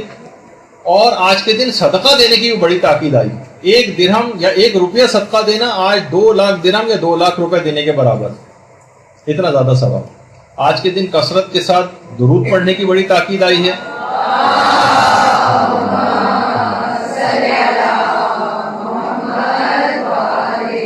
مومنین کو کھانا کھلانے کی بہت تاکید آئی ہے، اور 8ویں امام تو یہاں تک فرماتے ہیں کہ آج کے دن کسی کو اگر آپ نے کھانا کھلایا تو ایسا ہی ہے جیسے تمام انبیاء اور تمام صدیقین کو کھانا کھلایا۔ اور بہت سی روایات میں غسل کرنے کے متعلق بھی کہا گیا ہے، اور خاص طور پر اپنے اہل و عیال مومنین کی حاجت روائی کے بھی متعلق کہ مومنین کی انسان آج کے دن حاجت روائی کرے، اور دوسروں کی غلطیوں سے چشم پوشی اور درگزر آج کے دن خاص طور پر کرے، اور دوسروں کے ساتھ نیکی اور احسان کے ساتھ پیش آئیں، اور اپنے اہل و عیال پر زیادہ خرچ کریں۔ اس کے مال میں 8ویں امام فرماتے ہیں کہ بہت زیادہ وسعت بھی آ جائے گی۔ اور تحفے دینے میں خاص طور پہ وہ تحفے جو ہمارے 8ویں امام بھجوایا کرتے تھے اپنے خاص اصحاب کو، ان میں نئے کپڑے ہوتے تھے، جوتے ہوتے تھے اور انگوٹھیاں ہوتی تھیں، یہ بھجواتے تھے۔ اور اس سلسلے میں بڑے پیمانے پر بھی پروگرامز کرنے چاہیے، باقاعدہ ایسے سیمینار ہوں، ایران میں تو ہوتے ہیں، یہاں پہ بھی زیادہ ہونے چاہیے، ایسے ورکشاپس ہوں، ایسے علماء کے خطابات ہوں کہ جو کہ عام طور پر ان جگہوں پر ہوتے ہیں۔ اور کچھ والدین کے لحاظ سے بھی ذمہ داریاں ہیں کہ کم سے کم مائیں اس دن اچھا سا کھانا جسے بچے اور گھر والے شوق سے کھائیں، ایسے کھانوں پکا کے رکھیں تاکہ ان کو خوشی کا ایک احساس ہو۔ اور گھر کی تزئین و آرائش کے لحاظ سے بھی آج کی خصوصیت کہ گھر کو اپنے آرائش دیں تاکہ پتہ چلے کہ آج عید غدیر کا دن۔ اسی طرح سے بچوں کو خاص طور پر تیار کرنا، ان کو اچھا لباس پہنانا۔ بچوں کے سلسلے میں ایک ذمہ داری اور ہے کہ مثلاً ان کی کوئی ڈیوٹی لگائیں کہ وہ احادیث سنائیں، کوئی تقریری ان کا جو ہے مقابلہ جو ہے وہ کروا دیں، کچھ قصیدے ان سے پڑھوائیں، کچھ ان کو انعامات دیں، اور بچوں کی شرارتوں وغیرہ سے درگزر کریں تاکہ عید کی خوشی کا احساس ان میں باقی رہے۔ کیونکہ یہ اس ماننے والے کا دن آپ منا رہے ہیں کہ جب ابن ملجم کو لوگوں نے رسیوں سے باندھ دیا تھا تو اسی علی نے کہا تھا کہ اس کی گرفت کو ہلکی کرو، دیکھتے نہیں کہ رسی اس کی کھال کاٹنے کو اور وہ تکلیف میں ہے۔ یہ اسی علی کو کا دن منایا جا رہا، تو یہاں لوگوں کی خطاؤں اور غلطیوں سے درگزر کرنا ہے۔ اور استاد اور معلم کے لحاظ سے بھی اس سلسلے میں ذمہ داریاں ہیں کہ اس موضوع پر خوش قسمتی سے یہاں تو کلاس ہی منعقد ہو گئی کہ اس سلسلے میں ضرور اس موضوع کی مناسبت سے جہاں جہاں استاد اور معلم وہ خطابات کریں۔ اس میں بچوں کے لحاظ سے بھی یہ ہے کہ ان کو بریفنگ دی جائے، اس دن کی اہمیت بتائی جائے، فضیلت بتائی جائے، فائدے، اعمال، تحریری و تقریری یا خطاطی وغیرہ کے مقابلے یہ اس دن باقاعدہ جو ہے بچوں کے کروائے جائیں تاکہ احساس رہے ہوں۔ اس کے علاوہ کوئز پروگرام بھی ہو سکتے ہیں، منقبت وغیرہ قصیدہ خوانی بھی ہو سکتی ہے، تبرک بھی تقسیم کروائیں، اور اس طرح سے مختلف اور ایک عقد اخوت جو کہ مفاتی کے اندر بھی لکھا ہوا ہے کہ ایک دوسرے کے ہاتھ پر ہاتھ رکھ کے باقاعدہ دعا پڑھی جائے، جس کا نتیجہ یہ ہے کہ جب تک میں جنت میں داخل نہیں ہوں گا جب تک کہ تمہیں اپنے ساتھ نہ لے لوں گا، اور میں اپنے آج سے تم پر تمام اپنے حقوق کو معاف کرتا ہوں سوائے ملاقات کے، دعا کے اور شفاعت کے۔ ان 3 حق، یہ بس 3 حق میرے ذمہ میں نے تمہارے ذمہ رکھے، باقی سارے حقوق میں معاف کرتا ہوں۔ اور بس اس کے اندر ایک آخری بات بس یہ اور کہہ دی جائے کہ بہرحال دیکھیے عید غدیر آخری کلمات ہیں، آپ بے چین ہو رہی ہیں، تبرک تھوڑی دیر میں مل جائے گا آپ کو۔ بہرحال عید غدیر دیکھیے لشکر شیطان کی شکست کا دن، عید غدیر حق کی بیعت کرنے والوں کا اور سر تسلیم خم کرنے والوں کا دن۔ عید غدیر کو متعلق علماء فرماتے ہیں کہ خورشید عالم تاب کے تاریک بادلوں کے بعد چمکنے کا دن، اور یہ منگنت مولا کا جو چھوٹا سا جملہ ہے یہ پوری کائنات اپنے اندر سمے ہوئے، اور یہ غدیر کا جو انوکھا اور عظیم واقعہ ہے یہ حیرت سے امت محمدیہ سے سوال کر رہا ہے کہ جس حکم کو پیغمبر نے اتنے اہتمام سے بتایا، بعد کے جانشینوں کا تعارف کرایا، پھر مسلمانوں نے اسے کیوں فراموش کر دیا؟ پیغمبر قیامت میں مسلمانوں سے باقاعدہ سوال کریں گے کہ میرے واضح احکامات کو کیوں فراموش کر دی. اپنے ماننے والوں سے بھی پیغمبر اسلام شکایت کریں گے کہ تم نے فقط قصیدہ خوانی کے حق تک کا تو صرف تم نے حق ادا کیا ہے، مگر میرا جو تقاضا اطاعت کا تھا تم نے کیا ویسی اطاعت کی اپنے امام کی؟ تو جب یہی وجہ ہے کہ بحر الانوار کی 39ویں جلد کے اندر باقاعدہ امیر المومنین جو حدیث قدسی کے حوالے سے جو ان کا حق بیان کیا کہ پیغمبر نے فرمایا کہ اللہ نے ارشاد فرمایا کہ اگر علی کی ولایت پر لوگ جمع ہو جائیں تو میں جہنم کو پیدا ہی نہ کرتا.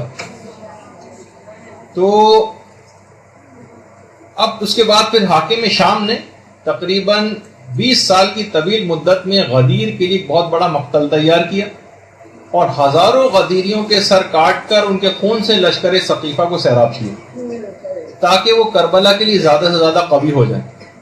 جب بھی ہمارے چھٹے امام جعفر صادق علیہ السلام فرماتے ہیں کہ جس دن غدیر کے مقابلے میں ثقیفہ کا عہد نامہ لکھا گیا ہے امام حسین اسی دن شہید ہو گئے. گویا امام حسین قربان غدیر، اور یہی وجہ ہے کہ غدیر کی کیا قیمت ہے. علماء نے کہا کہ قمبر جیسوں نے غدیر کے نتیجے کا تعارف کرایا تو اپنی زبان کٹوا دی یا زبان گدی سے کھچوا دی. یہ تھی وہ غدیر کی بیش بہا قیمت جو ایسے افراد اور مسلم ابن عقیل اور دیگر شہداء کربلا وہ اپنے خون سے اس غدیر کی قیمتیں ادا کر رہے تھے. اب کم سے کم ان کے ماننے والے اتنا تو کریں کہ اہل بیت اور مولا علی کے تمام فرامین اور تمام احکامات کی دل و جان سے اطاعت کریں، کیونکہ وہی علی یہ فرما چکا ہے کہ مجھے اپنی زندگی قسم میں حق کے خلاف چلنے والوں اور گمراہی میں بھٹکنے والوں سے جنگ میں کسی قسم کی رو رعایت اور سستی نہیں کروں گا. اللہ کے بندو، اللہ سے ڈرو اور اس کے غضب سے بھاگ کر اس کے دامن رحمت میں پناہ لو اور اللہ کی دکھائی ہوئی راہ پر چلو اور اس کے عائد کردہ احکامات کو بجا لاؤ. اگر ایسا ہو تو علی تمہاری نجات اخروی کا ضامن ہے، اگرچہ دنیاوی کامرانی تمہیں نہ بھی حاصل. یہ علی کہہ کر جائے. تو دل و جان سے علی کی اطاعت کرنی ہے تاکہ پیغمبر کے اس اعلان غدیر پر ہم تجدید بیعت کر سکیں اور اپنے امام زمانہ علیہ السلام کے حضور سرخرو ہو سکیں.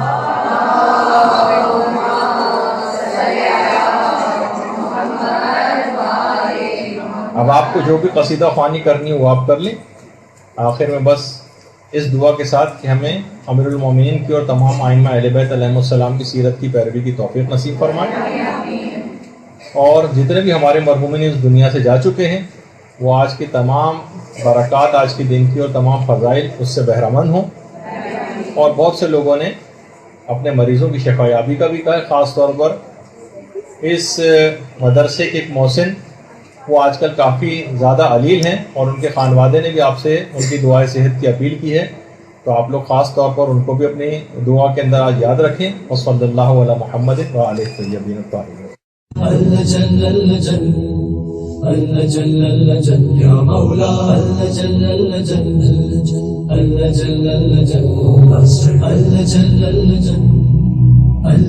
يا صاحب السماء